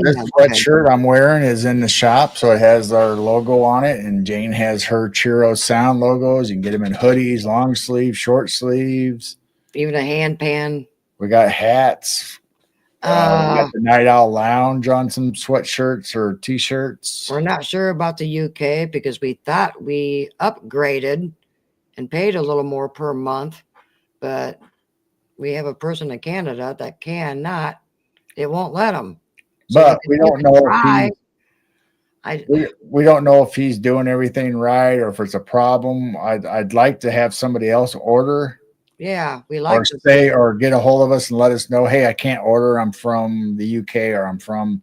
But I thought we had people in other countries already order. Yeah, we but thought I don't we were know. able to, but so we keep asking for feedback if anybody's having any problems so we can get it straightened out. But until somebody tells us, we don't really know what to do or if it's working, not working, or if this one person is having problems. And so we don't know. As far as we know, it's working the way it's supposed to because it's supposed to be international. So why are we paying more? So yeah, we're trying to figure that out. So yeah, if you can't, let us know. If you can, then we know it works.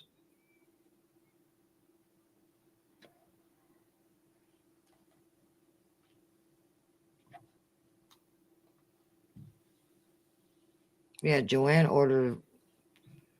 Yeah, are you in the US though, Joanne? So yeah, everyone in the US, there's been no problems. Everybody's been able to order. So the US is fine. The person we're talking about is from Canada, but I thought we had somebody from somewhere else, not US order, but I'm not positive. Might have been our first merch store though. I don't know. And thank you, Christopher. He'll check out the next one. I'm glad you enjoyed it. We're not experts. We're just kind of throwing our thoughts out here and there. And I don't know what we'll be talking about next week. It might not even be it might not be Bible stuff. It might be. Hi, Dragonfly. She's over on Rumble. Hey, Dragonfly. Yeah, sometimes we just do old math. Sometimes we do cryptid stuff. Whatever I find usually. Yeah, we do different things. But here lately, it's been fun just digging into these old Bibles. It's been kind of a new thing that we've been doing for the last few weeks. I'm enjoying it. I like learning new things.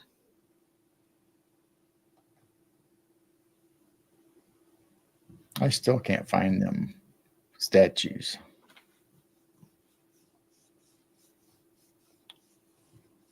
Can you make a store link for the UK or elsewhere? Yeah, we might have to call the company. Hey, Dragonfly came in here. Hi. We may just have to call the company and say, hey, we got people trying to order out of the country.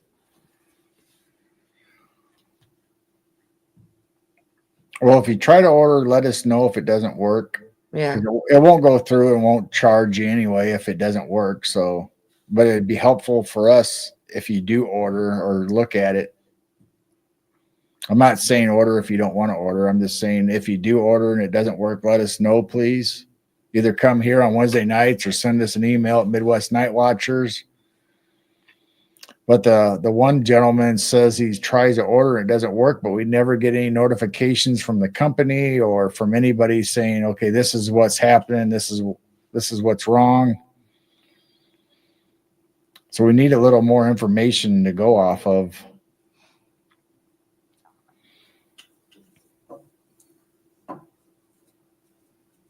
Christopher said we went all the way to the left and went all the way to the right. Well, sometimes when you dig through a lot of these subjects, you got to look at all angles. You can't just look at one side, and it's kind of like a court case. You know, how would you like it if the one side started talking, the judge slammed down the gavel and says, well, okay, that's it. But the other side didn't have a chance. So sometimes you have to look at both angles, both sides, to look into it and then make a decision, kind of like a jury. But these days, it just seems like, nope, I wasn't taught that. I don't believe in that. They just don't even want to consider looking at the what ifs and the possibilities of something else being true. 3 sides to every story, they say. Yeah. So, yeah, you got to look, you know, when you go down My rabbit hole. story, there's my story, your story, and the truth somewhere in the middle. Yeah, because when I dig, I don't watch just one video. I watch quite a few. I don't watch just one channel. I watch several different channels, get a bunch of different angles, you know, kind of like witnesses. We still have to do this too. Uh-oh. We haven't touched on this one yet either. I got pictures of Oh, my. knights getting power, free energy, and from the ether. And you got scepters with crystals on them that can take energy, and shields and swords that have fire and electricity coming out of them from the ether. So we got that to go over some night. Amen. Keep an open mind. Use your common sense. Keep an open mind. Don't go by what you were taught in school and what the powers that be have told us that we're supposed to believe in. Pray on it. Think about it. And it goes for anything that we say. We're just telling you what our theories or what we think it is. We don't know 100% for sure everything's accurate or factual. We're just telling you how we feel or what we think some of these things mean. And so do your own research, pray on it, ask for guidance, however you believe, whatever, whether it's your spirit guides or ask them to show you. Ask them, hey, is this true? Does it ring? Use your discernment. Does it ring true to you? Does it? Oh, I don't think I believe that. Well, that's fine. We're not saying it's 100%. We're just telling you how we see it or what we think we see or what we know as far as our upbringing and education or our best guess. I don't know. Sometimes it's a best guess. And what's really fun is, you know, we do have a saying, life is like a buffet line, eat off your own plate. Everyone does their own research. They may have different eschatology, beliefs, thoughts. It doesn't mean one person is right, one person is wrong. Just focus on your plate, your research. This is what you feel, but don't look at someone else's plate over on the other table and say, hey, you got different stuff. That's not the way I believe. I love this chat because we all believe differently. We all love each other. We agree to disagree. No one's right. No one's wrong. None of us are experts. You know, it goes to flat earth, round earth, realm. Does it really matter? You know, we're living in some place, but the arguments and the division and this and that, That's why we just love a neutral chat. Everyone's welcome. You know, until you start pointing fingers and saying, you're all wrong. That's not what I believe in. So I mean, you can disagree with us, but you can do it respectfully and courteous. You know, be curious. You don't doesn't necessarily you don't have to believe. We're not trying to convince anybody. Right. You believe what you want to believe. Right. And no one really knows for sure. So yeah, I got that saying from a good old pastor that was one of our favorite pastors. And I use that for my life motto that, you know, just we need to focus on our own walks. And you wouldn't want somebody to get up from another table and come over and start chewing you out because you got stuff on your plate that you shouldn't have. Well, that's none of their business. You know, we all have our own lives and our own journeys. So eat off your own plate. Stop looking at other people's plates. That goes to religion, politics, everything. So it don't matter what other people believe or think. Just enjoy your own life and be happy. And a lot of times, you know, people bring stuff up in chat, just like Kathita tonight, just like Christopher tonight, just, you know, whoever. They'll bring stuff up in chat of stuff that we don't know. And it gives us a chance to say, hey, well, let's look into this. What is this? Mm-hmm. And we've changed our thoughts and opinions many times on things. You go down different rabbit hole and you go, that makes a little more sense. All right, everybody. This has been a great night. Thank you for hanging out with us. Been a good night. I hope you guys enjoyed it, had fun. I enjoy doing it just for my own self and to share with you guys, because I think everything is when I find a cool picture, a cool story, whether it's the Bibles, whether it's UFOs or cryptids or whatever, if I find something unusual or neat, I like to keep it for Wednesday nights or possibly a show later to do some other time on either Jessica's or Dennis Carroll's show or maybe Bryce Esoteric Atlantic or something like that. Atlantic. But yeah, so I like gathering information. I like, especially if it's a neat story. So like I said, we have a lot of stuff that we're going to be talking about on Egyptians in North America. Some of it might be true. Some of it might be, okay, it's conjecture, or we think makes sense, or that's what conspiracy is all about. You know, could it be true? Could it not? You kind of go down and you go on, what if it is right? What if this could be? Yeah, it's just like the argument between flat Earth and globe or sphere. Some things make sense, some things don't. Some things make sense on one side, the other. Sometimes it fits both. Right. I don't know. And does anybody know for sure? Not really. So that's why I think it doesn't really matter. We're living someplace together. So does it really matter what shape it's at? We're here. We're living. Yeah. We're on something. Yeah, we're on something. So that's what counts. And just go day by day. And, you know, I've got a friend that's all flat earth, you know, and others that are round. Others think it's a realm. Some may think it's a simulation. We all have our own thoughts, but nobody knows for sure. But rabbit holes are fun. As far as I know, I'm still here living and breathing. And I think this is all trying real. To breathe. I think this is all real. I don't know. Yeah, is it Matrix? Anyway. Are we in a computer? Anyway, not to get into another topic or discussion. We'll just go ahead and say goodbye to all you guys. We love you so much. Thank you for coming in. Make sure you hit the like button if you would on the way out, if you haven't already, or leave us a comment or share it to other people that you might think. Invite them in. Invite friends or whoever that you might think might like our conversations or hang out or want a place to hang out. Everybody's welcome. So thank you all. We love you, and we'll see you next time. Much love. Maybe I can do this again. 2 thumbs up. Yay, fireworks. Woo! All right. Yay. What a way to end the show. And a heart.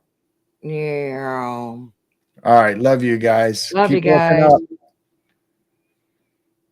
And keep your vibrations high. Good night, everybody. See you next